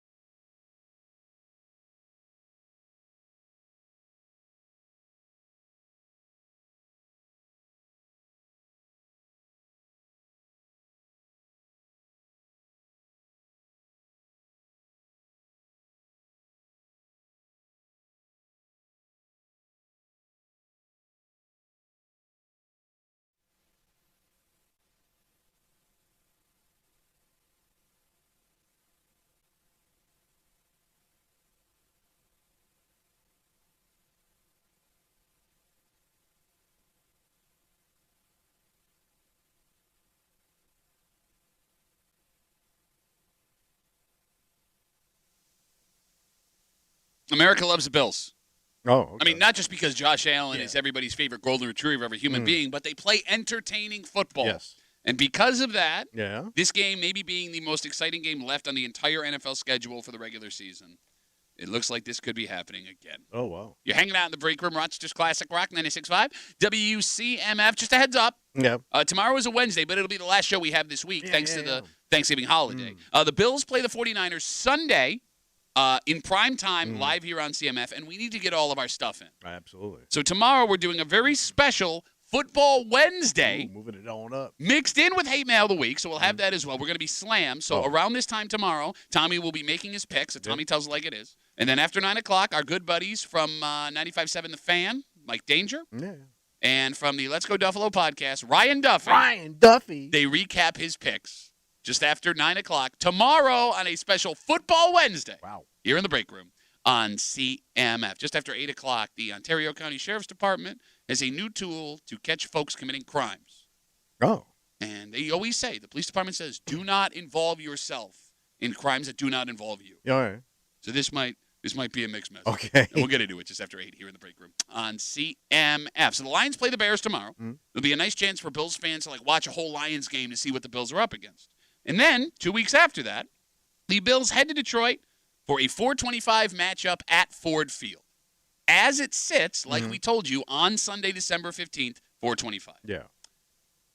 But there is a unique situation that week. What's a brewing? It is a late season Monday Night Football doubleheader.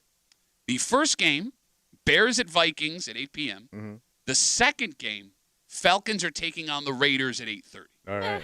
So a steaming pile of crap for both games, Monday Night Football. So you think they're going to switch them out? Word on the street is that the Bills-Lions game could be flexed to Monday Night Football that week.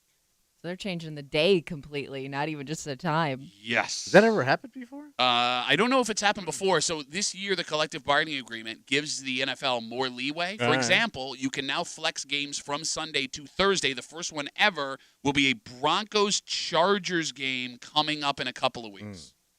All right. Which is super unique because you're losing 3 days of preparation 2 weeks ahead of time. Do we want another Bills primetime game? I mean, I'm thinking if you're the Bills, you don't want this because now it puts you on a shorter week for your next matchup, which I'm not sure who they take on after that. Patriots? Is it the Patriots after that? I want to say Patriots. Yeah, I would think that kind of screws you up in your schedule. Yeah, you're right. But it also gives the Lions an extra day. We're going to see the Lions coming off of Thanksgiving. You know what I mean? But here's the thing. You just had a Sunday afternoon game that broke records for ratings. Yeah. Why would you move it? I mean, if the Bills could draw another ratings thing like that, why would they have to flex it? Because you're not probably going to get more than that to watch that game. It's a good question. I mean, like if you got 30 million on Sunday, if you got 30 million on Monday night, what's the difference? Yeah, that is a really good question. I mean, I guess the idea is you're going to get those 30 million people amongst the other afternoon games, whereas you have one other game on Monday night, which could be a steaming pile of garbage. If you get 25 million, 20 million on a Monday night, it does you a hell of a lot better. Because, look, I mean, you're going to watch football on that Sunday afternoon no matter who's on. Yeah, probably. Right? Kimmy, do you want another Monday Night Football game? No. Is it because of the matchup problems the next week with the Bills? I think it's more our schedule than anything. But even still, I mean, there's something about waiting until that later Monday night game that I don't like the anticipation building up. Yeah, you hate it too. I really don't like primetime games. Yeah. I mean, for years, I feel like an idiot. For years, I was upset the Bills never got the respect, and now that this will be the 6th primetime game of the season, I believe, if I'm not mistaken, every year for the last 3 years, if this happens, the Bills will have played in 6 primetime regular season games at least every year. Yeah, man, I just want to watch football. I don't even like the 4:25. Give me 1 o'clock on Sunday, please. Just let me recover from after the game. I get very emotional. So I know a few people already who have made plans to go to that game. Oh yeah, how do you do that? I would imagine. I think luckily they're driving, so you don't have to worry about, the flight situation. But if you are flying to and from thinking it's going to be a quick trip, this is you may as well just sell your tickets, right? Unless you can take off an extra day of work. Yeah, it's a good point. I mean, it is around Christmas time, so maybe you have time to burn. Did you see what tickets are going for? I can't imagine. Kimmy, I haven't looked in 2 days. I haven't looked in a little while, but it's not cheap. So a buddy of mine wanted to go, and he said the in-the-door price for he and his buddy, it would have been $700 a ticket.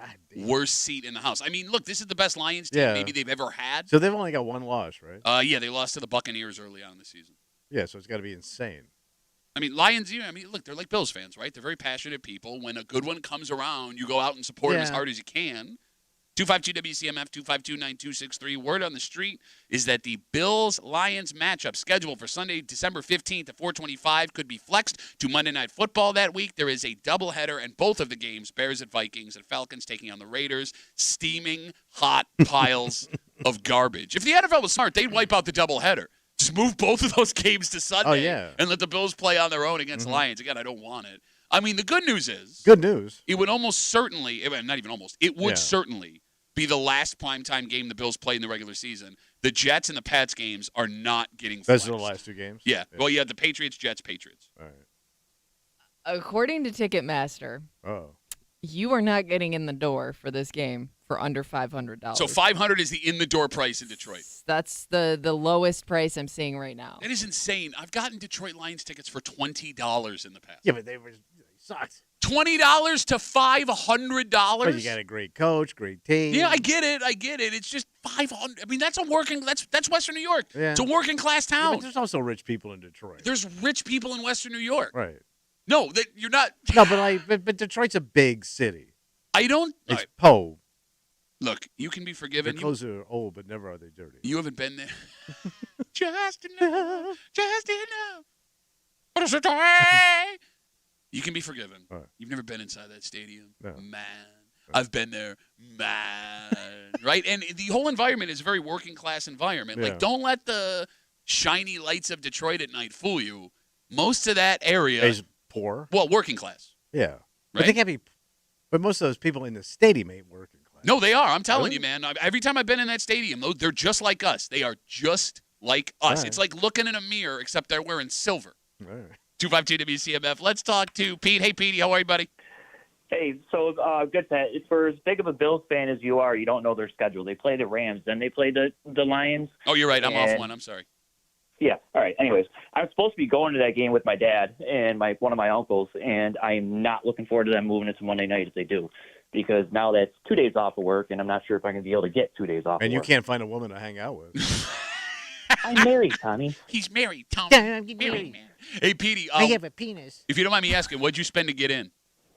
I didn't spend anything. My dad bought the tickets. What a sucker! How long ago did he buy them? Like recently, or did he? 2 weeks ago, I think. Oh, no! So he probably paid a lot. Yeah. Do you know where you're sitting? 300 level, like middle of the 300 level somewhere. Do you yell at him? Give me better seats, Dad. When I turn 18, I'm so out of here. I've never done the Ford Field before. I went to Caesars Arena and I went to the old and new Tiger Stadium. So this is going to be kind of fun if we do end up going. I will say this, man. Ford Field, it's a really cool, unique stadium. It's an old Ford factory. Wow, look at that. Oh yeah, forgot about that. There you go. Oh, look who doesn't know Take the tour with your uncle. You know, so here's another Bill's schedule. So no, here's you brought up bringing the tour, Petey. Listen to me very carefully. Super unique. What's that? On non-game days, the stadium's just open. Oh, you don't have to pay to. You can walk in. So I wanted to go to the gift shop when we were there for Thanksgiving the last game the day before. So I was like, oh, maybe the gift shop's open. There was no door to the gift shop. We just walk in. There's a guy sitting at a desk. He's like, yeah, you can walk around. Like, you serious? Wow, that's a really smart idea, Detroit. Giving your history. Yeah, let's leave the front door open. What could possibly go wrong? Petey, good luck. Have fun, buddy. Yeah. Thanks, man. People be running out of there with actual players. I couldn't believe it. It was great, though. It does though. seem like there could be some stuff you could walk out of there with. That's what I'm saying. I mean, it was super cool, though. I mean, like, but it's a dangerous town. Okay, it's not that dangerous. In that little area, maybe not bad, but the rest of it's hard. Everybody I've known who has gone to Detroit recently has raved about it. It's amazing. I'm telling you. But in the downtown is nice. Am I wrong? When is the last time you went to Detroit? I was just there, man. When? 92. Exactly. Yeah, my parents just they were at a wedding there, and they were like, "You guys should cut that." My dad wants to go to the game just because of his last experience in Detroit. Look, man, Detroit is a great town. They got that Greektown area that's awesome. They have another bar area that's really cool. Everything around the hockey. They have the Hockey Town USA bar, which it's a big tourist trap. It's still a lot of fun. I'm telling you, man. Casinos. Look, if you want to Canada's right over there. It is. It's somehow Canada is south of them. Yeah, it is weird. Because when Journey does Born and Raised in South Detroit, it's actually Windsor, Ontario. Okay, so here's the deal. What's the deal? If the NFL wants to move this game, we will know very soon. Oh. To move a team from Sunday to a Monday night. Well, they got a Congress, got to go to the Senate. The collective bargaining agreement says they have to give teams 12 days notice. So December 3rd, which is exactly a week from today. Do it then, all right. Make it You're just saying words. I'm trying to tell you. Do you think? Oh, I licked my microphone. Ew. That's the grossest of microphones. Just taking shots today. Do you think if the Bills, let's say they drop the game on Sunday, they lose to the 49ers, that I would guess would work against this whole situation? It's still a good match. I still think even if you lose to the 49ers, okay. it's. I didn't know if that would kind of because these teams are all making the playoffs at this point. Yeah, I would think so. Knocking on wood, everybody. Knocking on wood. The Bills have a 99% chance, but you speaking could somehow ruin that. And you knocking on non-wood. It's particle board. It's wood, made of wood, you idiot. Ain't no wood in this room. Ain't no wood in this room. Never mind. And there never will be. Let's take a break. All right. Look, you understand why the Ontario County Sheriff's Department wants to do this, especially with like the biggest mall in our area right there. Yeah. Right? And I guess there's nothing wrong with the police department getting more information. Okay, stepping it up. Yeah, well, when it comes to like crimes being committed in the moment. But here's the thing. What's the matter? Tommy, when it comes to folks who believe that these criminals are getting a free pass, they can be a little overzealous. We've seen stories of people putting themselves in dangerous situations. And with this new technology that is being rolled out, I don't know how you can do this and not think somebody is going to make a mistake. Oh. And we'll get into it next here in the break room on CMF.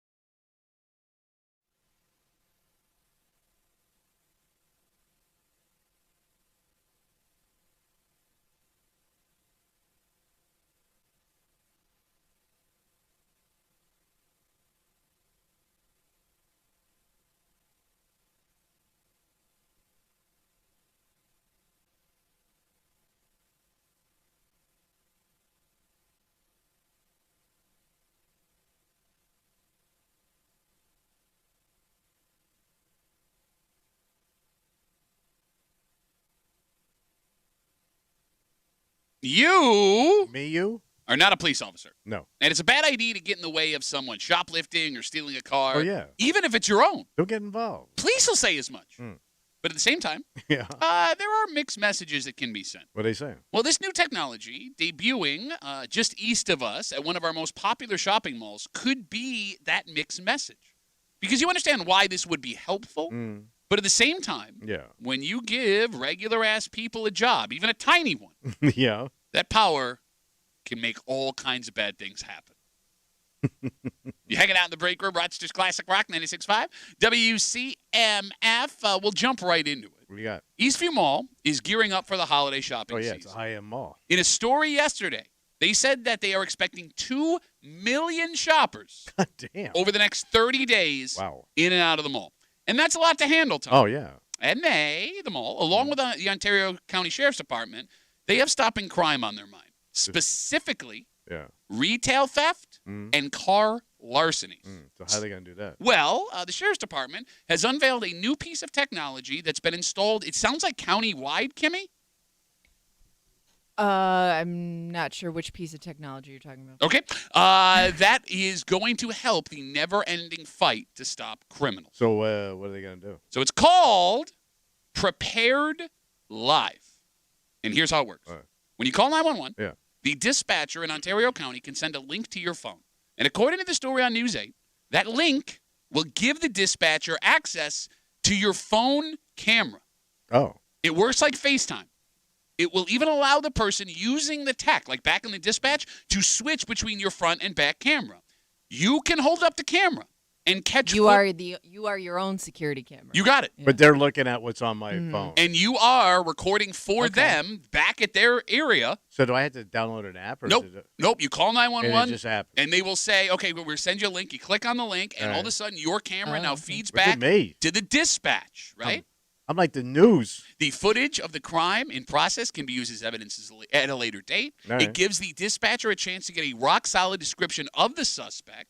The Sheriff's Department argues it's another tool to stop the criminal element. All right. Now, I know that there are some folks worried about privacy. They say, the Ontario County Sheriff's Department, no personal info on your phone is accessible to them.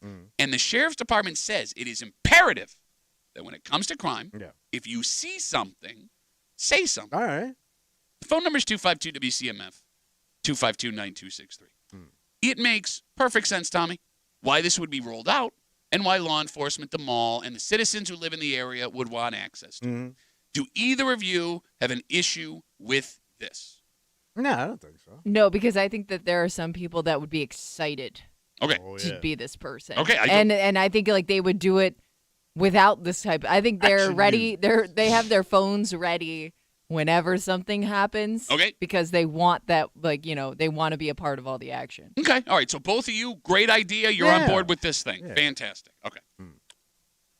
There's one small potential issue. What is the problem? So like we said in the beginning of this discussion, we've been told over and over again as regular citizens, when you see retail theft, when you see a car theft, stay out of the way. No, you do.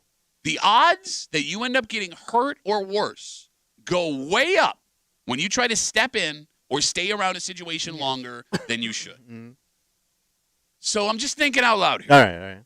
When you have regular-ass everyday people with a camera giving the police department access to crimes that are happening in the moment, aren't you maybe a little bit worried that those people could put themselves in bad spots? Because you're a little too close to the action? I don't know. Happen, Well, but does it also prevent people from jumping in and taking care of the problem themselves because they already feel like they're doing something that maybe isn't as dangerous by filming it? Good question. That's a good question. Look, I'm not saying I'm right here. I'm just thinking out loud. No, but you're right. I could see somebody running towards danger, the crime in progress because they want to make sure they get it all on camera. I mean, that's just it. Like these people that are filming using this new technology out in Ontario County that shoots back to the Sheriff's Department. Yeah. Are they more likely to follow the suspects?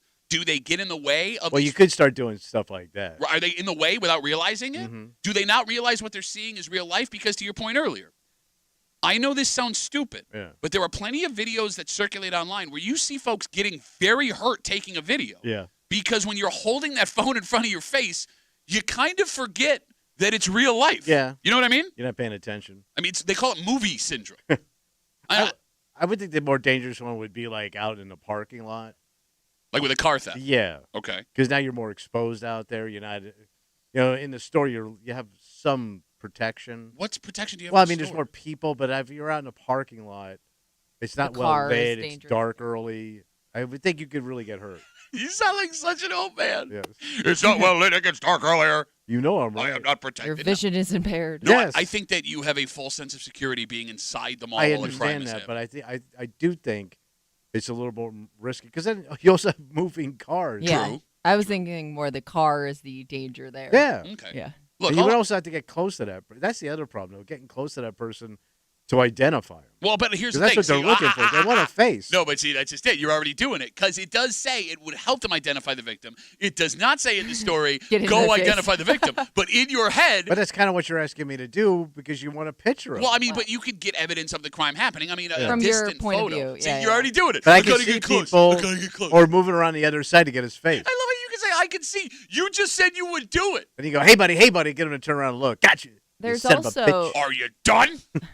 There's also the risk of thinking you're seeing a crime happening Oh, yeah, jumping a when car. there's nothing actually going on. Like that guy over there looks suspicious. I think he's stuffing stuff in a bag and walking out with it when in reality maybe he wasn't doing that. Okay, now to be clear, Yeah. again, 252-WCMF, 252-9263, we're talking about this new piece of technology being rolled out with the Ontario County Sheriff's Department, and I think it is countywide, Yeah. not just at the mall, but they were talking about it using it specifically at the mall. Again, it's called Prepared Live.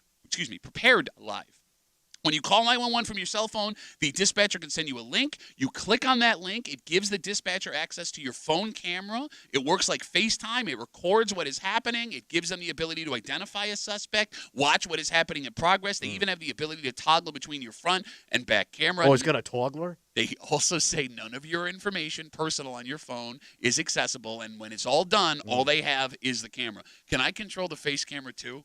What do you mean? Well, like, it would be kind of funny. Hey, I'm still here. Okay, back to the crime. Hey, how's it going over there? All right, back to the crime. Oh, do a little play-by-play? You know why they probably give them access to both? Because some idiot would have it on the wrong camera while they're Tommy, trying. it's his whole face. Do you get him? Do you get him? You say he's wearing a blue shirt. I don't know. It just seems weird that in a world where cameras are literally everywhere, Yeah. especially at a place like a mall, authorities would want to add this when maybe folks do things they shouldn't when they're called upon. And to be clear, the Ontario County Sheriff's Department doesn't come anywhere close to suggesting that folks follow or try to apprehend anybody. That is not what they're saying, right? But you know how people be. Oh, yeah. And it kind of feels like maybe just a touch of an oversight. So you're thinking it's a bad idea? I'm torn because I get it. I get why you would want it. I get the benefit of it. But I also know you. I know every guy your age. Hey, I got you on camera. Knock it off. Because you're also gonna get. You're right. You're gonna get the commentary of like the guy trying to say like badass things. Well, buddy, now we got you on camera. That's the cops. That's the cops right there. Like every crime video you see online taken by an old guy. Yeah, well, look what happened now. Not so smart now, are you, Buster Brown? Busted. You were saying, Kimmy, I'm sorry.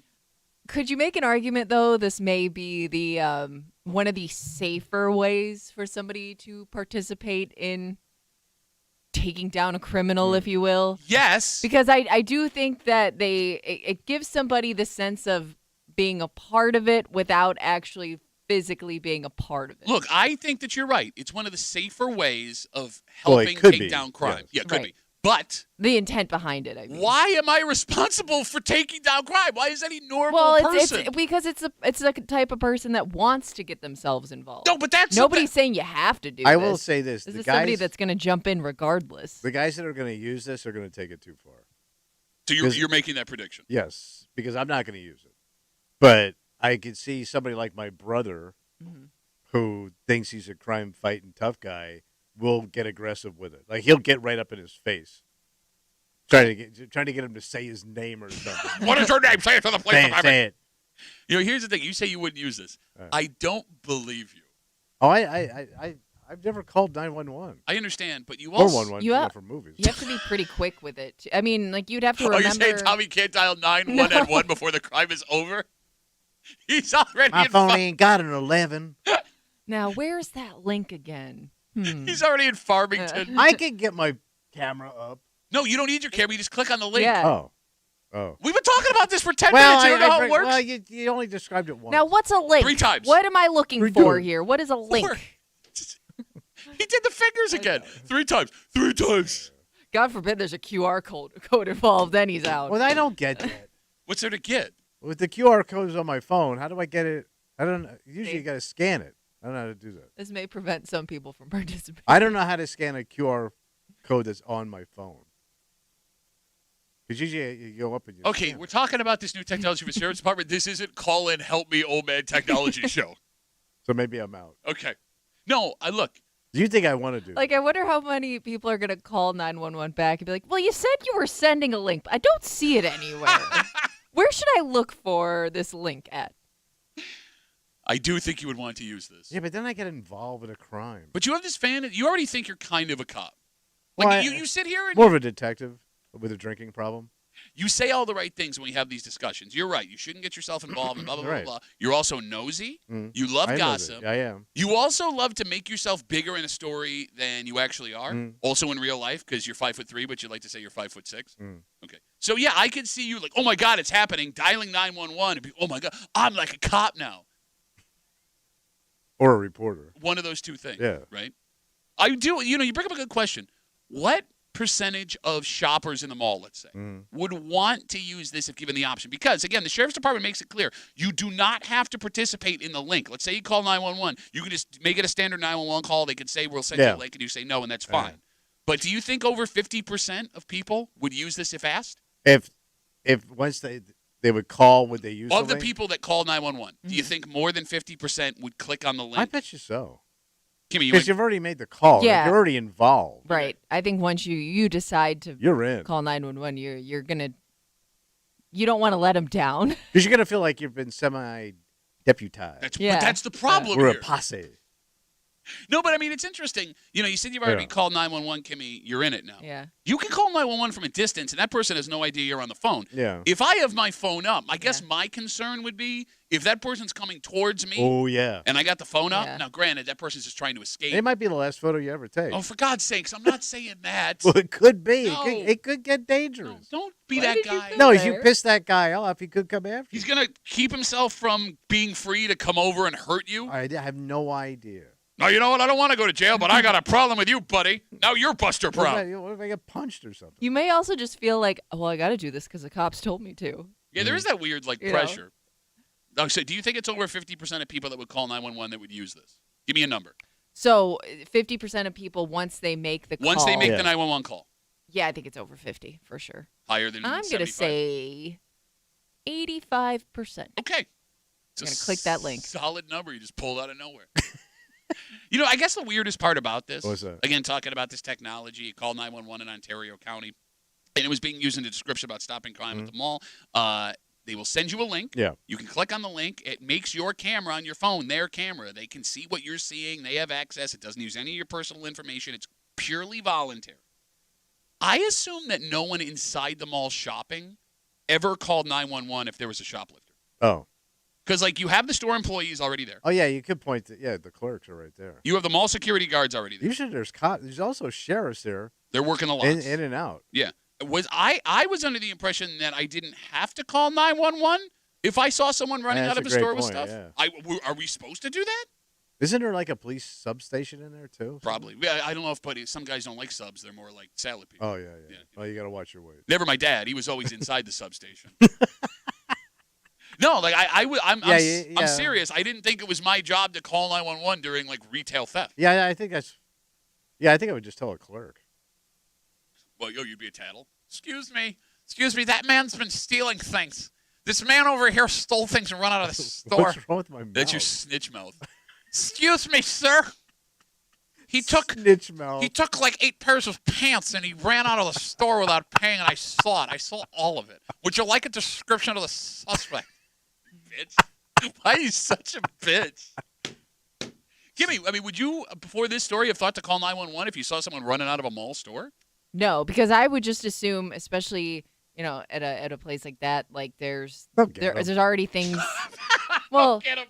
it's not an uncommon thing to happen at a mall. So I would think there's security's on it. Yeah. I mean, Tommy may already be in front of you doing. Yes, I saw. He got into a Subaru Outback.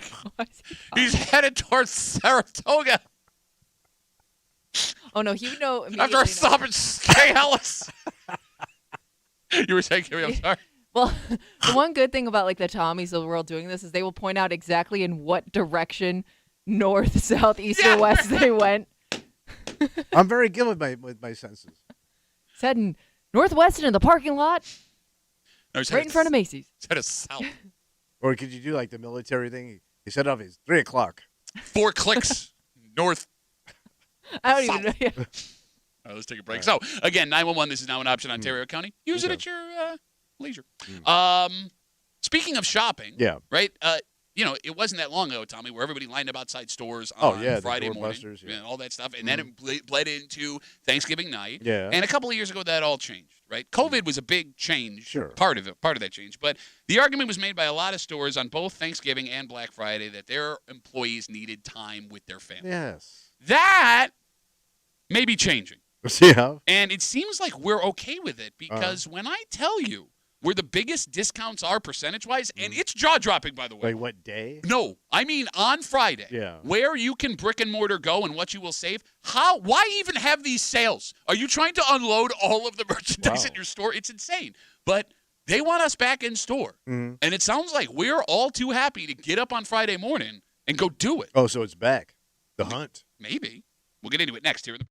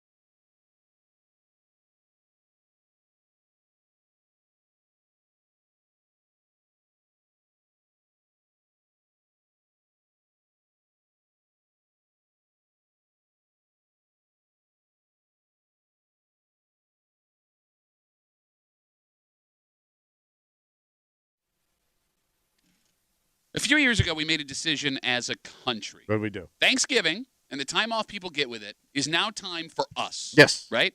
We were no longer going to spend that time alone at home, or we were going to spend that time alone together as a family at home. No longer waking up to stand outside of stores at 3 a.m. And trample each other for a Tickle Me Elmo. Mm-hmm. Well, Tommy? What are they doing now? Something has happened.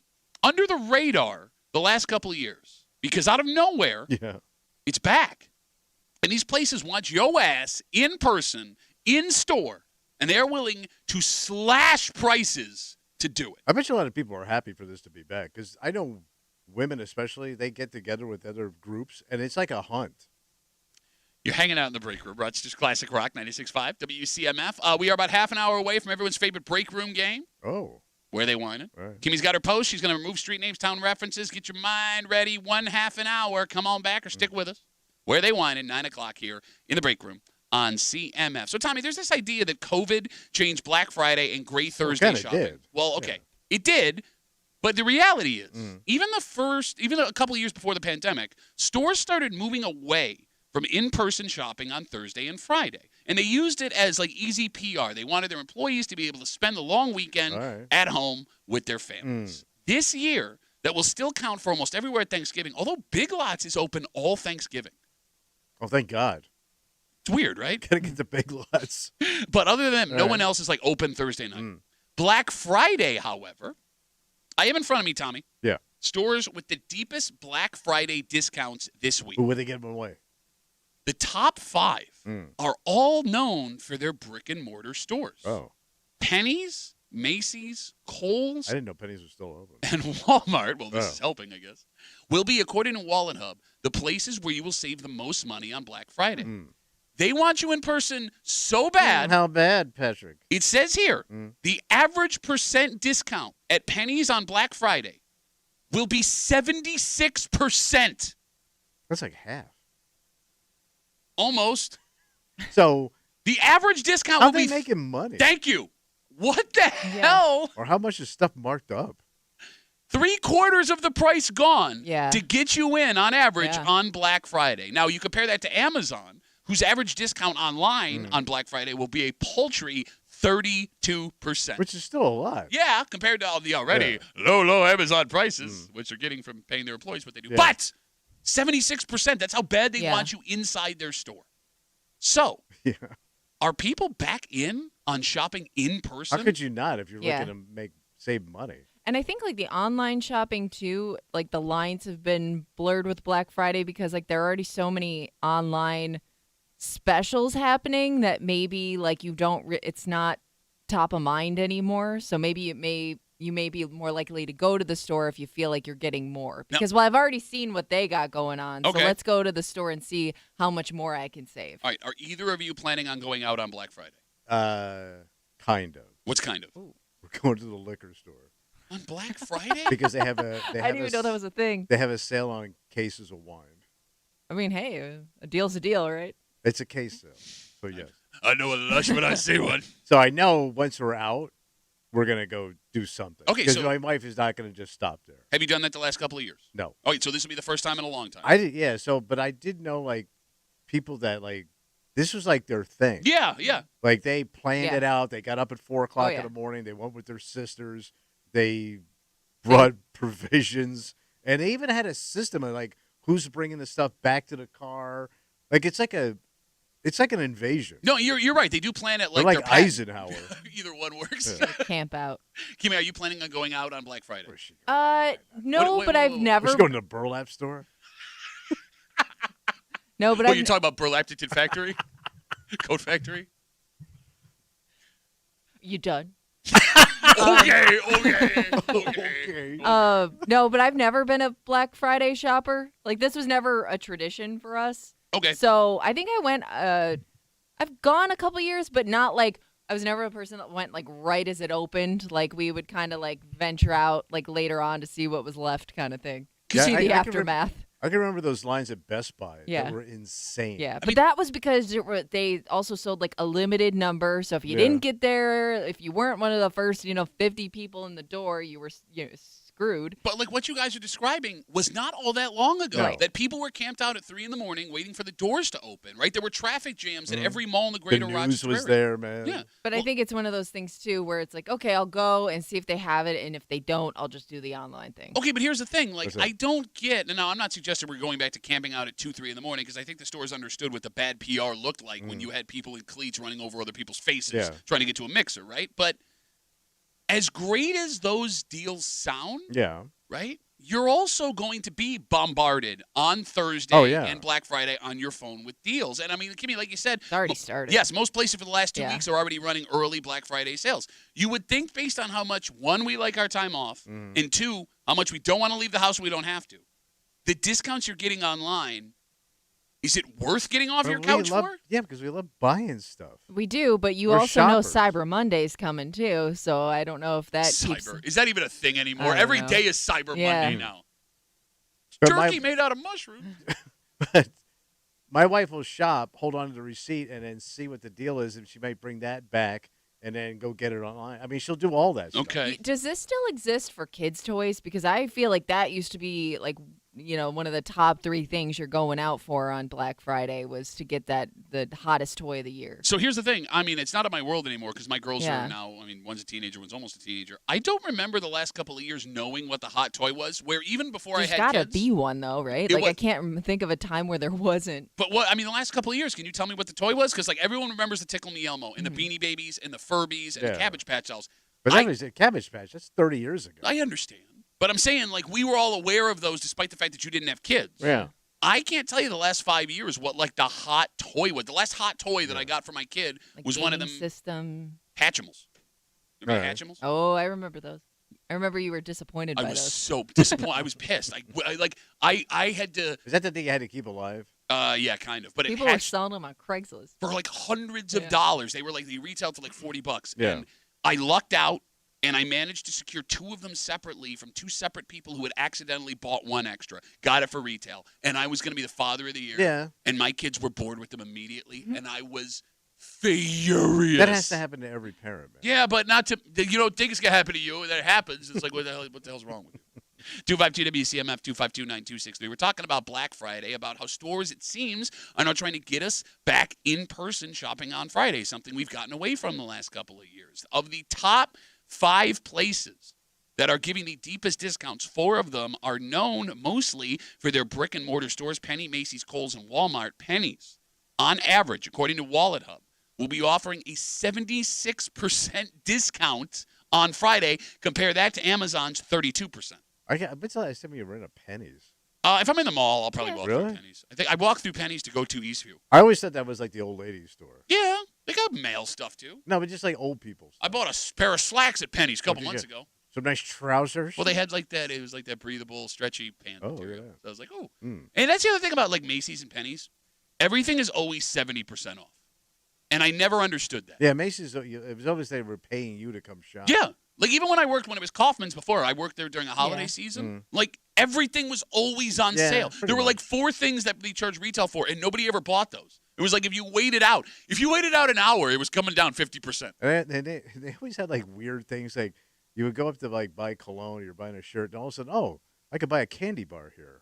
There'd be a display of, like, high-end candy. But it was like a strange candy bar. Yeah, But that's at a lot of places, though. Marshall's has that. No, but like, why? I don't get the the connection. Thank you. Yes. Yeah. No, I know. Like, there's a whole food court out there, but man, hazelnut chocolate. Let's sidebar real quick because you brought up the snacks at Marshall's on the way out. Yeah. Okay. I don't get the snacks at Marshall's because those are items that other stores could not sell. Yeah. That's Marshall's. That's why they're so weird. Right. But that's what I mean. Like, but you're also stuck in line. What's the expiration date on these? Exactly. I'm not going to trust any of the Marshall snacks. I mean, has anybody bought a Marshall snack? I was like, because even if you love it, you're never going to find it again. Yeah, it's true. It's a one and done. You know what I mean? Yeah. Like, it's either not good or torturous because you had this great thing. Or like a little too out of the box, like coffee-flavored potato chips. Yeah. You know what I mean? Like something that doesn't even sound appealing. I'm out. So going back to the Black Friday idea that people are now going back out to shop again, do we just want to get out? It's got to be that too, man. I mean, you spend the It whole could just day be, indoors. the thrill of it, tradition, just getting out, especially if you do it with family members. It's something you feel like you can't break Yeah, because the you girls don't are back, want to. baby. We're You putting don't the band back together. you don't want to disappoint the other one, even though maybe none of you really want to be there. You all want to go off and show off your Stanley mugs while you're walking around. I mean, you nailed every person that we went gotta out shopping. Stay hydrated, Tommy. You know, the other weird thing, too, I was telling you about my kids. My daughters have never gone Black Friday shopping, and they've been begging my wife to take them. Oh, they're interested but they got to get up. That's the problem. Yeah. They ain't going to do that. We'll be going around 1 in the afternoon. But I guess what I didn't factor in is there's like a generation of people under 20 that maybe really never had this experience, that it seems interesting to them. All right.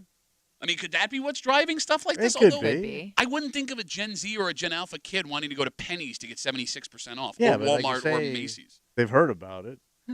They've probably watched it on like YouTube. Because there's all those disastrous doorbuster events. But to the point, if they watch that on YouTube, then I would think I would want to see some of that wow, stuff. glad I avoided all that. No, as a kid, I want to see somebody's wig come flying off. No, but again, I don't know. I haven't seen any doorbuster sales. No. I don't know who's open. I don't think anyone's opening up at like 3 o'clock in the morning. For like one item, I do feel bad for these people, man. Oh, to work? Yeah. Oh, it sucks. God. Again, I had to work that shift when I worked at Kaufman's, and it's brutal. Yeah. It is just emotionally and physically exhausting. It ruins your holiday. Ugh. So, I guess what's the strangest part about this going out again on Black Friday? Yeah.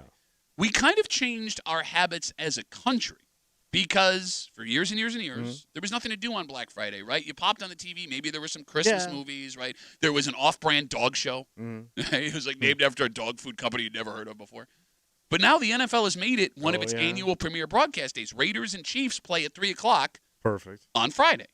If the NFL didn't think people would be home, they wouldn't be doing this game. Yeah. And, we talked about the NBA and the NFL taking over holidays.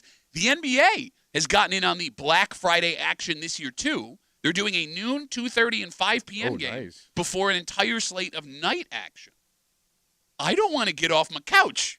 Yeah, but it's a perfect time. If you go early, you'll probably be home around that, especially 3 o'clock. Yeah. You're probably done for the day. Damn it. I thought that was my out.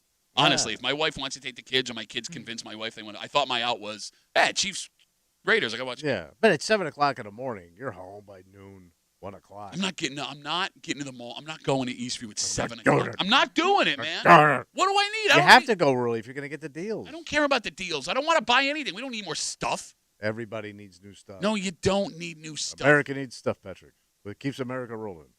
Is that Penny's new slogan? Yes. America needs pennies. We're still open. All right, let's take a break. Well, you brought up the fragrance counter at Macy's, right? I mean, there are 2 ways to go if you want to smell nice. Yeah. You can spend the fortune it costs to buy straight up cologne and perfume. Nice cologne, yeah. And how cologne and perfume cost that much money continues. But it's always been that way, man. Okay. Well, you could also go the economical route.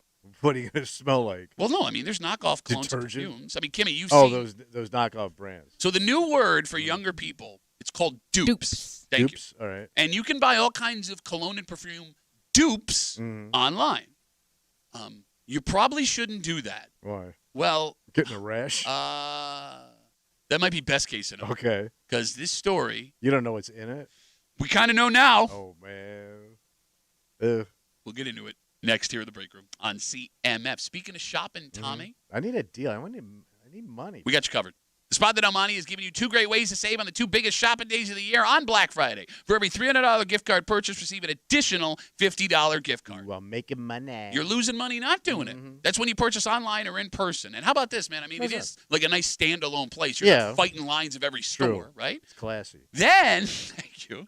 Then, Cyber Monday, get the same great special in-store and online at DelmonteSpa.com. Give your loved ones a gift of self-care. Give them a gift card to the Spot at Del Monte. To learn more, visit DelmonteSpa.com. When you hear this, you will either never wear fake scents again or only spend a fortune on what you want. Next here at the break room on CMF.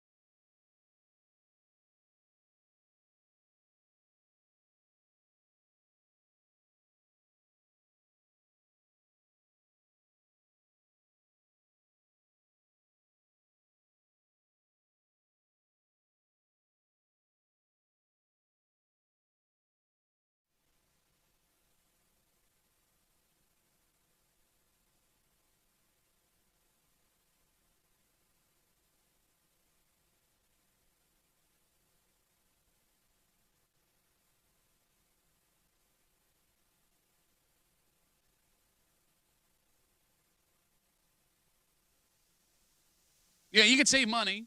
Okay. And there are people that argue you can't tell the difference between this scent and the ones that cost you hundreds of dollars. Yeah. Except there's a difference in how they're made. Yeah. Oh, it's so gross, man. It's gross? You're hanging out in the break room, Rochester's Classic Rock 96.5, WCMF. We are just a little while away from Where They Whining. Get your brains ready. We'll open up the phone lines in a second. Where They Whining? All right. Coming up just after 9 here in the break room on CMF. What cologne do you wear on a daily basis? Dolce & Gabbana. You're such a bitch. You're such a bitch. I've been wearing it for like 20 years. I love it. You know, when I look at you, I think Dolce & Gabbana. The heat of Miami. The coconut smell. It's Italian. Is it really? Yeah. No. Matters. Miami, Italy, what's the difference? I wear the winter one and the summer one. You have two. Yeah, well, one's a little bit lighter for the summer. Do you change your scents? I feel like that's unique for men. Yeah, Usually it is. They have one, then they stick with it Well, forever. it's the same cologne, but a little lighter. Okay. You are such a bitch. Kimmy, what do you wear perfume-wise? I do not Great. do perfume. I have this fear Ask of. for it by name at Third Eye. She's at the point now where she's just plowing through everything. I know. Shut up. I'm talking. Kimmy, I'm talking. I have a fear of being that person that smells like perfume. Oh, they left. So you don't wear anything?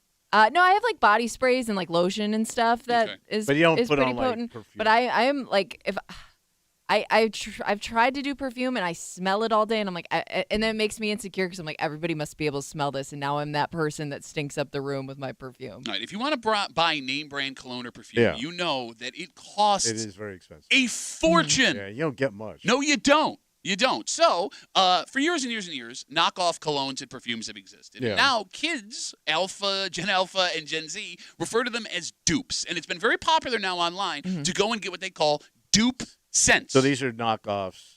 They're supposed to smell like the real deal. There are even entire companies that will send you like subscriptions of these knockoff scents on a monthly basis. Yeah. So they decided to do a little test as to what is contained inside of these fragrances. Oh, so they took them to the lab, did they? They did. What did they find out? They found that Because cologne has some nasty stuff in it to begin with. Yeah, but that's Yeah. They found Ooh. a significant amount of these knockoff cologne and perfumes contain human urine. What? Wizzola. Pee. There's pee in your knockoff perfume. Why? Is that part of the makeup of it or is that just somebody getting away with something? So they don't believe it's being done on purpose because there is no scientific explanation as to why you would put human urine in this. There are two theories that have been thrown out there. The first theory is whoever is making these, they're using untreated water wherever they're being made, which would contain That's human called urine. Sewage. Yeah. That untreated water. The second theory is that these colognes are being made in not great working conditions by people that do not have a lot of options. So it's not very sanitary. You got it. And while they're on the assembly line making these, they are relieving themselves, and some of that pee is getting into the knockoff perfume. Backsplash. That is the other theory. But let me ask you this. Because, there's probably awful stuff in everything we eat or consume, right? Sure, yeah. Is there a side effect from having just a little bit of pee on you? Did you really just ask? Yeah, it's called super gross. No, but What do you mean? No, but there's a if you look at the FDA, there's a certain amount of hair, pubes, bugs that could be in per millions that are acceptable. Mm. So is it slight? Is there an acceptable amount of pee you're asking? Right. All right. Well, let's say the amount of pee in the knockoff More of a perfume. mental thing. It's I think. low pee. Let's say it was acceptable. Ask for it by name. By the way, when you spray it in the air, you're breathing it in too. Yeah, she's not kidding, man. I mean, you're breathing in urine. Yeah, but we probably are breathing in urine now. I go into the bathroom. There's probably some ass molecules. See, you're breathing in urine right now. You're coughing it up. You can't even. They do say in Don't take a bite of my ass. They do say in bathrooms there's a certain amount of poop particles in Yes, there, right? per Every billion. time you flush. Yeah. Okay, but if I told you there were actual poop particles in the spray you were putting on your skin. I'm probably out on that. All right, so let's say it was an acceptable level of pee. That's not the only thing you got to worry about. What else? The study added that along with the pee they found when they were testing these knockoff perfumes and colognes, they said there are harmful chemicals that aren't safe for contact with the skin, such as formaldehyde. Wait, that's what they put in dead people, right? Yep, you got it. Artificial musks and phthalates. There There could also be aromatic aromatic hydrocarbons, which cause cancer. Oh. Okay. Now, I don't know what's in real colognes and perfumes, so I mean, I guess. But they use animal parts to make cologne. Like what? So I mean, like rendering plants take certain aspects of an Third animal. rendering plant reference today, by the way. But they do. They use the bones, the fat, and the tallow, and all that stuff to melt down to make certain perfume. Oh, I thought that was for soap. Soap also. Soap. So like beauty products use a lot of stuff from animals. No kidding. To make their stuff. Look at that. That's your wife. She knows So all that stuff. he's not wrong. Somebody just called and said that a lot of perfumes have ambergris in them, which is essentially whale vomit. Oh, okay. I don't know. Is that going to hurt me? It's a very rare and valuable substance, it says. Because you got to be right there when the whale pukes to get it. Well, you know what you could do? Just have your mother spread her legs in front of it. Willie was free. He'll never be free again. Escape that set. It was too fishy for Willie.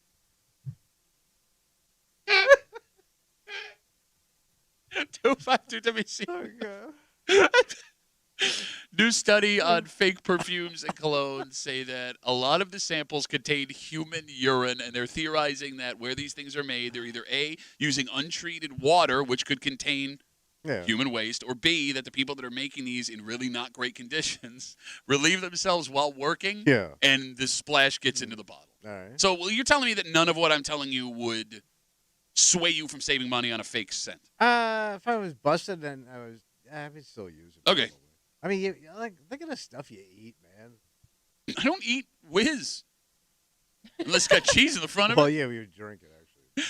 No, like, I got to be honest with you. I'm having such a hard time with this because when I was a kid, Polo Blue was like the big cologne for guys. You remember that, right? When we were in high school. And there was no way I could walk into Macy's and buy a bottle of Polo Blue. But the dollar store around the corner from my house had a knockoff Polo Blue. And I would buy that religiously. And I do not want to know what I was spraying on myself. It was probably horse urine. So they were sticking with the Polo tradition.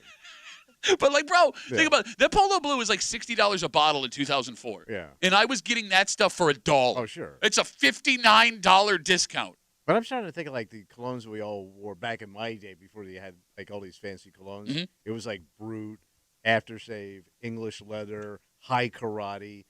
That had to be horrible stuff. Think of the 1960s and these chemical plants in New Jersey that were grinding this stuff out. And right next to that, they were making Campbell's soup. A soupy cologne? Yes. No crossover there. Soupy Cologne, one of my favorite Catskills comedians. Very funny guy. All right, let's take a break. It's time, baby. I'm ready. The phone number is 252-WCMF, 252-9263. If you want to guarantee getting in, you do it right now. Kimmy's got her post. We're going to make it happen. Next, it's Where They Whining, 252-WCMF, 252-9263. Here we go. Here in the break room. Let's see it,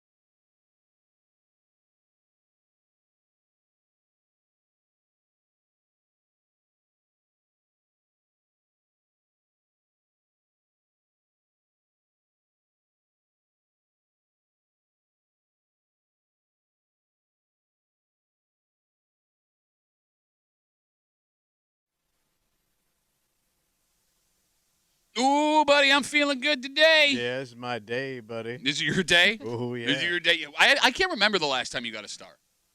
I always do my best at the end of the month. Since when? I tracked it. Is that? Oh, really? You just make that up. Tracked it. You hanging out in the break room, Rochester's Classic Rock 96.5 WCMF. It's 9 o'clock. It's time for Where They Whine, and we'll get into that in just a second. But very important programming note. Oh, what's going on? Tomorrow will be our last day live on the air of the week. You're welcome. Thanksgiving on Thursday. Black Friday will be off.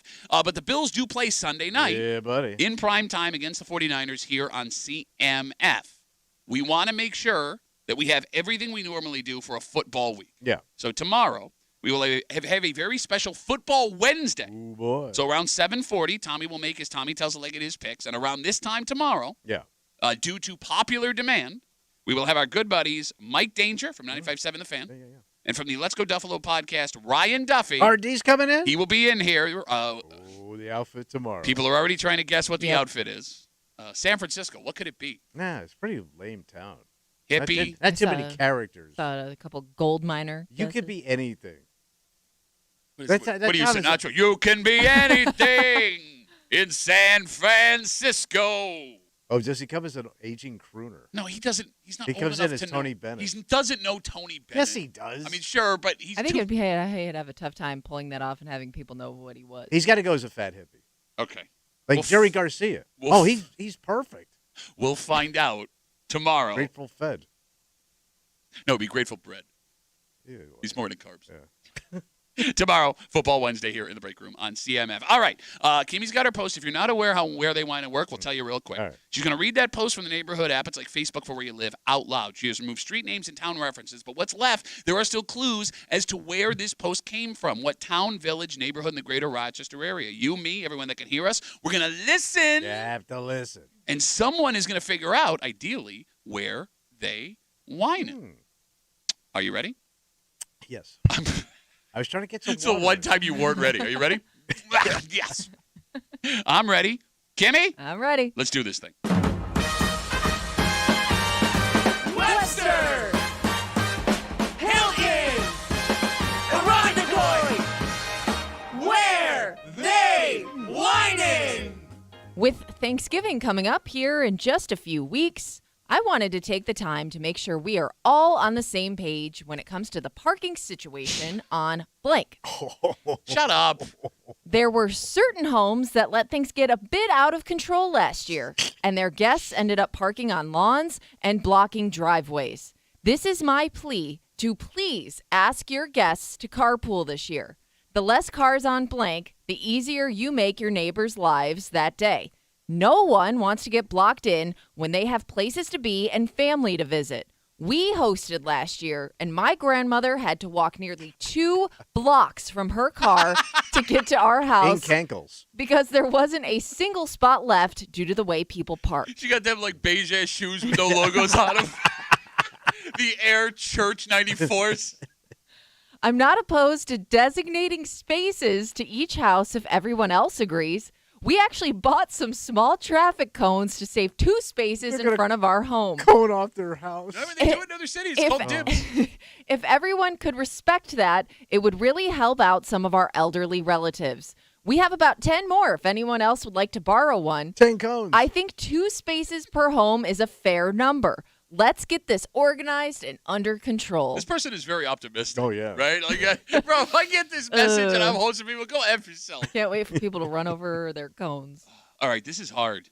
This is really hard. This is easy as crap. Oh, is it easy as crap? All right, go for it, smart guy. Because there's only 2 towns that this fits. Only 2. Only 2 towns. Abahag, Careful what you say. You can only pick one. But I'm taking number 1 town. What's number 1? So this town, it's got to be tight. Tight town? Tight town, tight parking, tight streets, limited parking. A lot of tight, Kimmy. Smaller homes, smaller lots. Uh-huh. Here he goes. I can't deal with this. Here we go. It's going to be something stupid that he's going to get a star for. Doesn't deserve You haven't it. gotten a star since the Reagan administration. No, that's when stars were stars, buddy. A star in America. So I am going with the obvious town. Everybody else can go home. What? East Rochester. It's a tight town. You know it. All right. Tighty-whitey.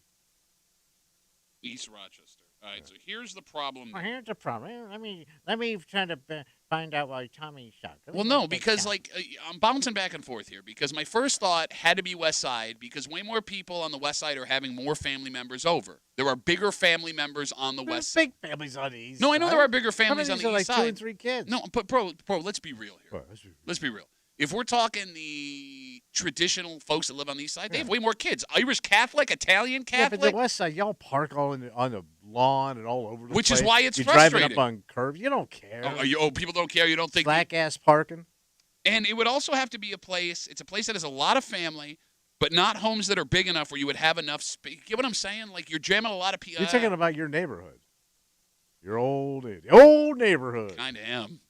Look at you going West Side. No, it's going to be West Side. I know it's West Side. I just don't know what West Side town it is because there's only one town we can eliminate from the West Side that wouldn't have this problem based on all the space they have. Two, really. No, but these neighborhoods could be tight, older homes. Yeah, no. Whatever you got to keep arguing because you're now getting desperate. You're not reasoning. It goes reasoning, anger, reasoning, doubt, denial, and then acceptance. Disqualification. A lot of D's in there. Tommy, big fan of D's. There's 3 towns.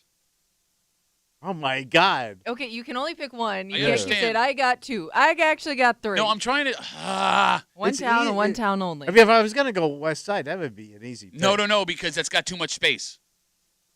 I'm going Gates. I'm going home. All that for Gates. I'm coming home. I'm coming home. Yeah, you're busted-ass neighborhood. No, it ain't busted. It's just... Bro, that was a busted-ass neighborhood you lived in. My house was busted. The neighborhood wasn't busted. Not everybody had a hole in their roof. I lived in a nice neighborhood. I like where I grew up. I think you have selective memory. Oh, memory? The place you've never been in your Everything life? in that neighborhood was feral. Actually, there were 2 families named Farrell that lived around the the corner from probably us. Kicked it off.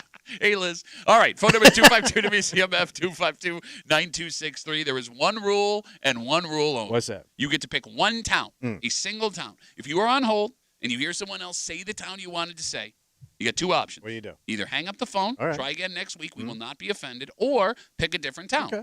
If we pick up the phone and you say, I was going to say, but then I went, you have been disqualified. All right. And the commissioner has all final calls. Are we ready? I am ready. 252-WCMF, 252-9263. Let's kick it off biblical style. Oh, who we got? Paul is on CMF. Hello, Paul. Where are they whining? Hi. I'm going to go with Irondequoit because the town's full. Okay. And I don't know. It's just such a super tight town. And anytime I go and visit friends and family down there, it's always tough to find parking in like some of those more suburban areas. I don't hate it. And we now know it's stinky, so it's tight and stinky. No, only the 104 to Ridge is given That's a hell of an mystery area. Smell. Mystery smell at Irondequoit. All right, Paul, you going with Irondequoit? Yes, sir. All right, buddy, we got you. I don't hate that.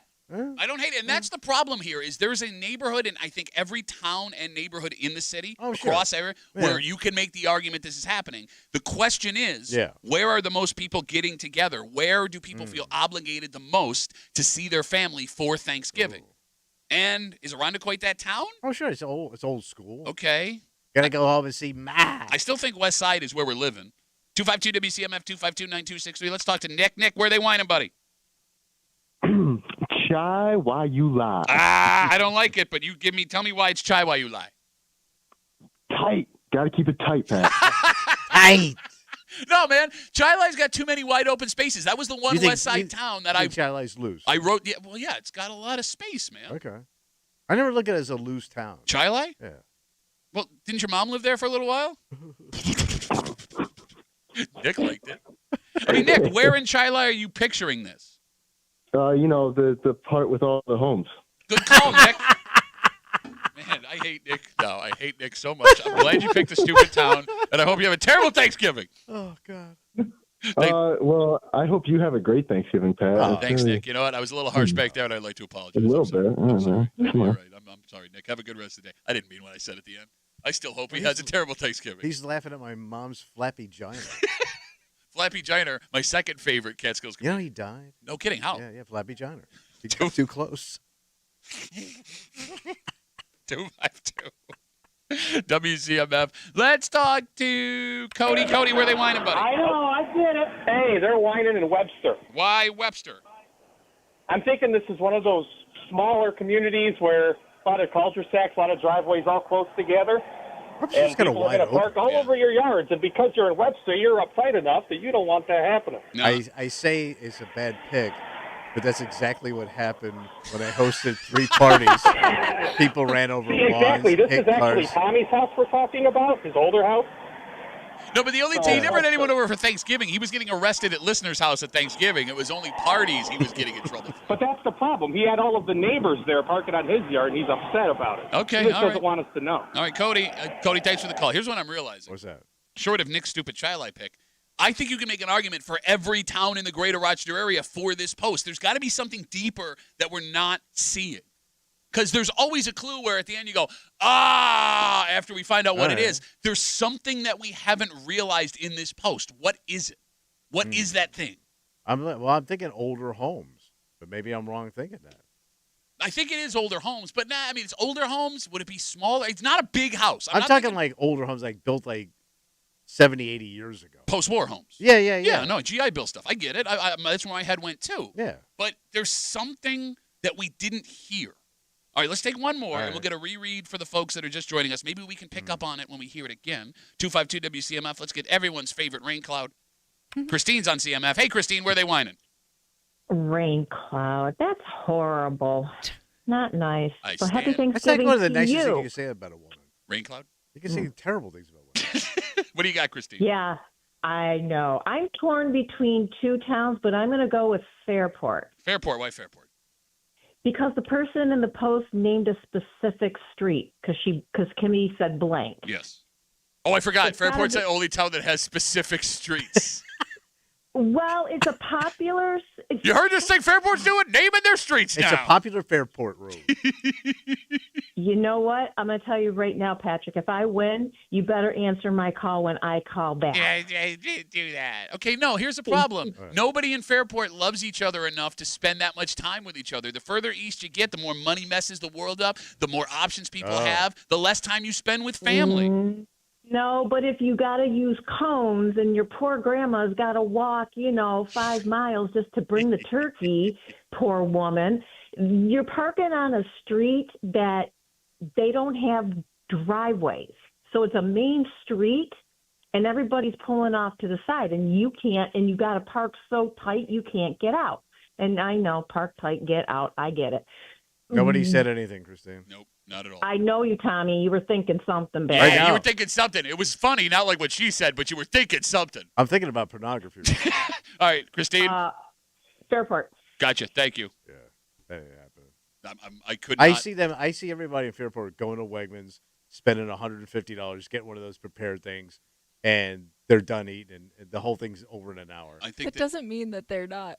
I don't see big blowout there. They're not having family gatherings. Everybody we know in Fairport, man, is like desperately lonely. They got nothing. He's not wrong. Or they go to somebody else's house. I didn't realize until he said it. They don't want to crap up their own house. They don't. They have nice places, but they never use them. They should put that on the side. Welcome to Fairport. Desperately lonely. Yes. 252 WCMF. All right, I see you guys on hold. Sit tight. Let's get a reread for the folks that are just joining us, please. With Thanksgiving coming up here in a few weeks, I wanted to take the time to make sure we are all on the same page when it comes to the parking situation on blank. There were certain homes that let things get a bit out of control last year, and their guests ended up parking on lawns and blocking driveways. This is my plea to please ask your guests to carpool this year. The less cars on blank, the easier you make your neighbors' lives that day. No one wants to get blocked in when they have places to be and family to visit. We hosted last year, and my grandmother had to walk nearly 2 blocks from her car. My hip hurts so good. Why are you making me carry the turkey? My ankles. 2 blocks from her car to get to our house because there wasn't a single spot left due to the way people parked. I'm not opposed to designating spaces to each house if everyone else agrees. We actually bought some small traffic cones to save 2 spaces in front of our home. Everyone bought cones, man. If everyone could respect that, it would really help out some of our elderly relatives. We have about 10 more if anyone else would like to borrow one. I think 2 spaces They per bought the family pack of cones. 12 cones. Why do you need a dozen cones? Go to Costco's into the cone aisle. The cone section under C for cones in the cone district. Yes. I think 2 spaces per home is a fair number. Let's get this organized and under control. All right, 252-WCMF, 252-9263. Tommy's in East Rochester. I am in Gates. Paul is in Irondequoit because the town is full. Okay. Nick chose Chili. Really stupid guess. Cody's out in Webster, and Tommy hated it, even though he realized when he lived in Webster he had this exact problem in his neighborhood. Christine wasted everyone's time with Fairport. 252-WCMF, 252-9263. We got a run of ladies here. Oh, nice. And we're going to let them in. All right. It's ladies' night. Pile in, ladies. All right, 252-WCMF. Let's talk to Nicole. Nicole, where are they whining? They are whining in Gates, and I'm going to tell you why. I'm sorry, wait, hold on. Ah, Nicole! Gates is already on the board. Oh, I'm so sorry. Okay, so I'm going to say they're whining in East Irondequoit. Oh, you can't pick another town because you've already been disqualified, Nicole. Okay, then they're whining in Greece. Nicole, that's 3 disqualifications. You're out. You are out, Nicole. You've been out. I don't know why you're still talking, Nicole. Oh, God. I'm sorry, Tommy, but you know what? You're right, and I'm going to continue to listen to let you know why. We'll hear it. Wait, no, why do you think it is? Why do you think he's right? Because they have no side. Oh, I'm just kidding. I don't want to hear you've been disqualified, Nicole. Bye, Nicole. Bye. Nicole is out. Yeah. Gates has been chosen. And Irondequoit has been chosen. We decided Irondequoit is one town, right, Kimmy? Yeah. Okay, so we don't. Yeah. You. If somebody takes Irondequoit, they take Irondequoit as a whole. You got it. So Greece is still on the board, even though she just kept saying stuff while Kimmy was just buzzing her incessantly over and over again. 252-WCMF. Let's see if another lady has better luck. Let's talk to Ryan. Lady Ryan. Oh, Lady Ryan with an eye. Lady Ryan, where they whining? I'm saying Brighton. Can't believe nobody said it yet. Why Brighton? It's a tight town. They have the means to host large gatherings. There's some big houses there, but a lot of tight streets and parking. I mean, she's not wrong. I mean, it's a more affluent town. It is old school when it comes to the way that it's laid out. Okay. Oh, I don't hate that one. I might be moving off. Either. I don't hate it. All right, Ryan. Tommy asked, how do you spell your name as a Lady Ryan? Ryan. How did that happen? I don't know. I've seen it spelled like that. Was your dad a big True Astros story, fan in the 60s? I was not going to be a Ryan if I was a boy. What were you going to be, a Rebecca? No, I think they knew I was a girl the whole time, but it wasn't like they thought I was a boy and still stuck with the name. Okay, look, I mean, I like your guess. I don't understand what your parents were thinking, but, you can't win them all, Ryan. I like my name. I love your name, too. I like my Thank name. you. That's the saddest thing you can say. Why is that I sad? like my name. Are you asking I'm how to so spell it so pretty. you can write my name on the board? I'm a pretty Ryan. Well, I mean, if you win, like I said, I like your pick. I just thought it was an R-I-A-N. It's short for like Rylena or something. Like you dated Tommy in Florida in the 70s. Caroline and Rylena. Ryan, thanks for the call. I really appreciate it. All right. Like, oh, hell no. 252-WCMF. All right, let's rip through some folks here. All right, you said I got a lot of ladies?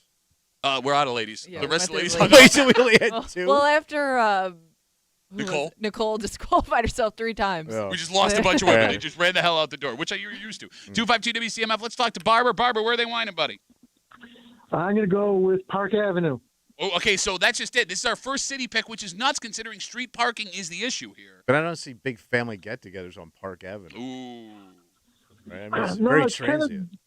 There's still some hardcore. Well, who said it had to be old families? It could be the younger people hosting their first. Yeah, because young people want to get out road cones and distribute them to their neighbors. That's what the cool kids do, man. Doesn't have to be right on Park. It could be like one of those little side This streets, pick like sucks. Barrington or Oxford or something like that, where there are families. Boo! Barbara sucks. Boo! Boo! Bye, Barbara. We got her for Park Ave. Well, now that I'm thinking, He's picking like the hipster areas. Well, I This mean, ain't again, got no hipster hold area on, to it. hold on. We've talked about this before. Park Ave is not the hipster area it used to be. The homes have become so expensive. I drove down there and see nothing but young people. Bro, Breezy lives on Park Ave. She had to give up her apartment because it got too expensive. Yeah, but she's hip. For PXY. No, that's what I'm saying. She can't afford to live there anymore. Oh. I mean, I don't know. Like, is there a neighborhood in the city of Rochester that you can think of that has a bunch of like older residents? No, I always figured those are all rentals. No, I mean, people do own homes in the city. People make their lives in the city. There are more Well, those are like affluent- those ABC streets. That's where the old folk live. Like I your mean, he was professor. just saying where old people live. Come on! He didn't say I anything about walked the him pick. into it. I said, where do the older people live? Yeah, but that has nothing to do with his pick or the post. Worse crap. didn't get me. Oh, it looks like Trigger Finger Kimmy all of a sudden is feeling I don't nice know how that Thanksgiving. relates to his pick. He said another place. He said another place. I asked where the old people We've been talking about other places. You know my pick is that solid. But he didn't say anything about his pick. 252 WCMF. 252-9260. We'll find out. All right, let's talk to Mike. Mike, where are they whining, buddy? I'm going to go Cornhill. Yeah. I got Cornhill. I remember when they grew corn in that son of a bitch. Why Cornhill, Mike? And then they let the Irish move in there and they ruined it. You can't win, Mike. They're going to crush you. I know. Oh, yeah. Mikey, why Cornhill? Because the houses are close by and everything. The blocks and everything are, You can't really talk like this. I love this guy's voice. The clothes are right. He talks like what they talk like in the 20s when you watch a film strip. Can you imagine, him what he sounds like having sex with his wife? What do you think it sounds like? Are you feeling it too? Mikey, don't let him get you down, buddy. You got a great voice. Big Mike's are coming. I know, Tommy. I went drinking with him before, so. That's why his mouth sounds like that. Yeah.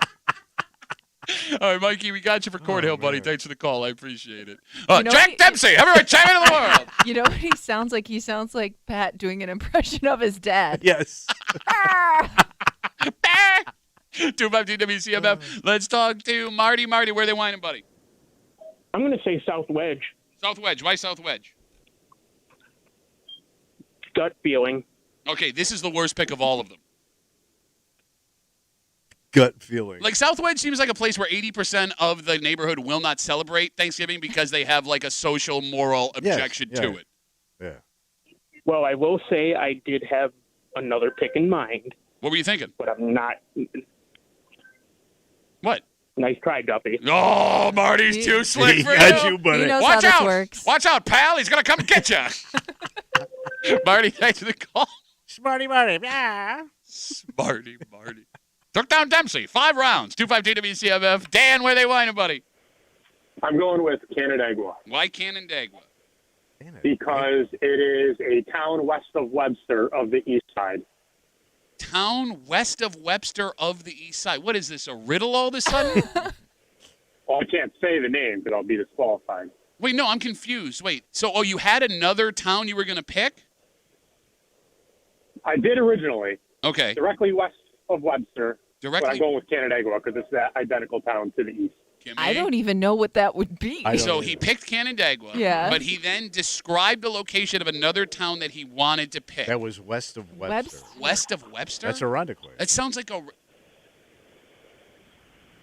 Who gets it? Wait, Who gets it? No, not you. Damn it! Dan, you've been disqualified. Dan, you got for... a little too specific, all I right. think. Oh, now Kimmy wants to I call didn't say the name, though. Well, but you did describe exactly where it is. I mean, we've disqualified other people for describing where a town is located. I mean, Dan, if you want to yell at the first female commissioner we've ever had for where they whine and look that bad, Dan, you could have just came in with Canandaigua and stuck with it because you kind of went with, I was going to say, but then I said, Yeah, he's trying to hedge his bets. Dan. That's weak. I'm objecting. Dan, you're rejecting? No, you've already been disqualified. It's too late, submitting Dan. his objection. Dan. Well, hey, I have a case. You're keeping me on the phone. No, we just wanted to make fun of you, Dan. That's all. All right, good talk. Bye, Dan. Dan's boring now. 252 WCMF. All right, we wrap it up the way we always do. Yep. By letting everyone down. 252 WCMF. Ben's got the last word. Ben, where they whining, buddy? I'm going to go with Greece because it's the biggest town and nobody's picked it. Okay, so here's the thing. Greece is not the worst pick in the world, but Greece is so spread out that I think most people that are doing Thanksgiving are living in the more wide open spaces in the tighter neighborhoods around like Stone and Mount Reed and Manitou and places like that. You know what I mean? All right. Yeah, I feel you, but I mean there are places where it is super tight and you can't park anywhere but on the road. Okay. On the road. Why is everyone talking like Mike now? It's cool. See? All right, Ben, we got you for Greece, buddy. Thanks for the call. All right. I love how we're doing the joke and somebody else does a joke. We're like, it's not funny anymore. Well, because we already did the joke. That's what jokes are. They're one and dones. You can't join in. Comedy's a surprise, Kimmy. Like, you do the joke. If you do the joke again, you got to do it a different way. And Ben can't do impressions. Ben is an impression. Yes, yeah. He's a human impression. Right, and you have to just leave it. There is your Comedy 101 for today. 252 WCMF, 252-9263. You ready? I'm ready. You, Tommy, are in East Rochester. I am in Gates. Paul is in Irondequoit. Nick is in Chi-Li. Worst pick on the board. Up to that point. Cody's in Webster. Christine is in Fairport. That's the worst pick of the day. Nicole chose Gates, then disqualified herself because Gates had already been picked. Then she chose East Irondequoit, which isn't even a town that you could pick because she disqualified herself again. Then she tried to take Greece. We just kept buzzing her over and over and over again. Did not care. She kept talking, so she's out. Ryan is in Brighton. That's a lady Ryan. That's not a bad one. Okay, I don't hate that one. Barbara's on Park Ave. No, you said you hated Park Ave. But then you made me think about Breezy leaving. Mike, he's out in Cornhill right now. Checking it out. See, yeah, you can't do it again. The joke sucks. Marty is in the South Wedge. Dan was in Canandaigua, where we just disqualified himself by putting a riddle out there. Yeah. And Ben is in Greece. Are we ready? I am ready. Do we think we have one? Well, we are spread out. Usually we do good when we spread. Or well, either one. Oh, but you're going to do the grammar cops You again? do well. Superman does good. Know your grammar, son. Kimmy, you ready? I'm ready. Let's do it.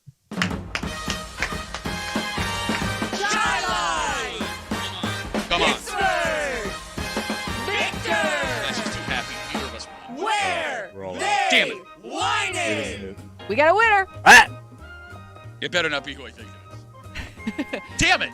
Because they whining where the town is full. Oh. Okay? They whining in Irondequoit. Congratulations to Paul. So he got it. Yeah, that's a good call. I mean, that's a really, really good call. Tight town, old school, right? A lot of family. Family matters. Tight. Tight. In Irondequoit. Stinky tight. I can't. It is stinky right now. I was very surprised that neither of you guys picked Yeah, it. I thought that's where Tommy was going. I'll be honest with you. As soon as he said it, I felt like an idiot. That felt like the one. Yeah. Paul, congratulations, buddy. I can't even be mad at you. That was a way to play the game. Everybody else sucks. I would also like to point out that Christine was wrong. Oh, yeah. What's she have? It doesn't matter. Fairport. Let me tell you why it's Fairport. Because they named the streets in Fairport. They're doing this new thing where they're putting up signs with different letters that then lead to the pronunciation of a word in which is related to the neighborhood. All right, let's take a break. Your Buffalo Bills play Sunday night. We're just talking about it. And the ultimate goal is a Super Bowl trophy. Yeah. But every week that passes, this becomes more likely for this guy. Oh. And, we talked about not liking it earlier. Do we just have to, maybe accept fate that this is going to happen? Ooh. We'll get into it next here in the break room on CMF.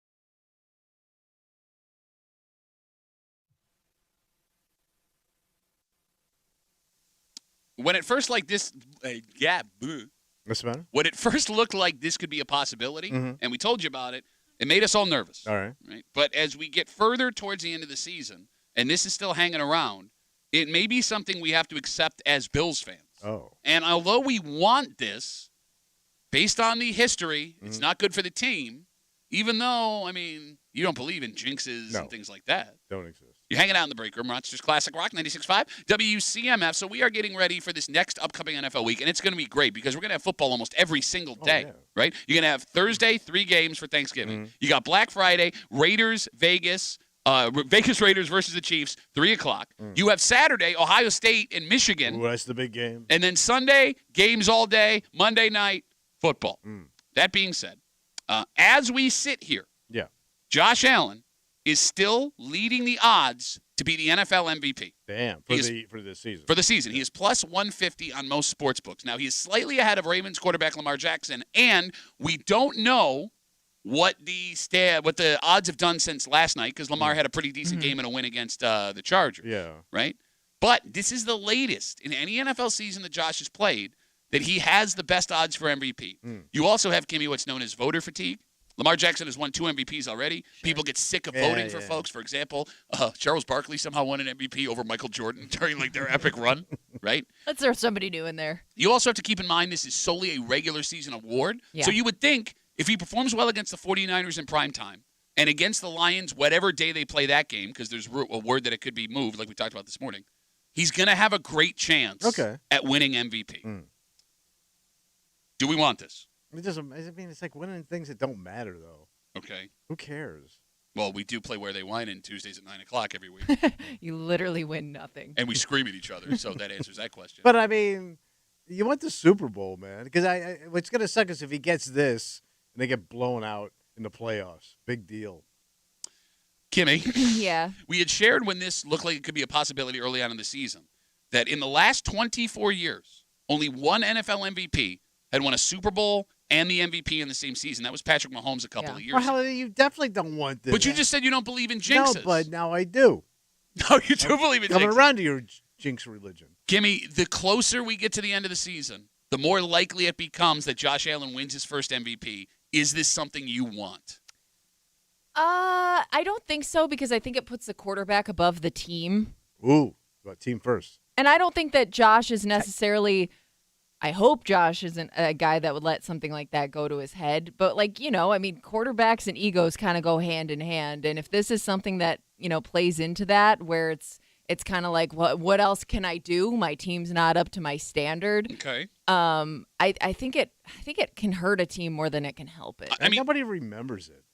It's so forgettable. Well, no, I think people remember it. All right, well, I'll ask you this then. Not to be that guy. Yeah. But if people remember it, who was the last Buffalo Bill to win MVP? How long ago was it? 90s. Yeah, I was a toddler. Okay. Yeah, but you heard of him, right? Well, it was probably Jim Kelly, I would guess. No. Thurman Thomas? Thurman Thomas. I think it was 91. Okay. He was the last Bill to win an MVP, and he also lost in the Super Bowl that year, which kind of goes along with what we're saying here. But, so you don't believe in jinx, but now you believe in a jinx because this doesn't matter to you. I also like what she was saying about team unity, man. I don't see Josh as that guy. Look, if he was going to get a big head, I don't see him like that guy either. But, stranger things have happened. I guess so. I think if the guy was going to have an ego where it became a problem, it would have happened by now. I think it definitely – remember when Lamar Jackson, there were talks of, him going other places? Yeah. That kind of plays into it, too, when you're just like, hey, I don't have the team to support me kind of thing. Yeah, but the Bill all right. I see where you're coming from, where all of a sudden that could just turn. Yeah, I think it could get ugly quickly. I'm torn now. I think it's a big distraction. He doesn't need it. But he's not a guy that gets distracted, it seems. But everybody's human, to Kimmy's point. Yeah. Oh, not Josh. And I would think eventually if you're Josh and you're just not making it to the big game, I would imagine that gets frustrating after a while, especially with the way he plays and that sometimes when he puts a team on his back. That's the most, to your point, that would be the most frustrating thing if I'm Josh Allen. You can make the arguments about picks and stuff in the regular season. Yeah. Every playoff game he plays is immaculate. Doing everything he can. And if you don't believe me, go back and look at the numbers. The guy does not turn the ball over anywhere close to the clip in the playoffs. He just leads these drives that end up either, the defense can't hold, which understandable. You're playing some of the best teams in the league, or you got the missed field goal last year against Kansas City. I mean, I feel for the kid. Yeah. But then again, I mean, doesn't that mean with all the work he's putting in, he deserves to be recognized like this? Does he not deserve it? I wonder if he cares. Quarterback, he already gets it. He absolutely cares.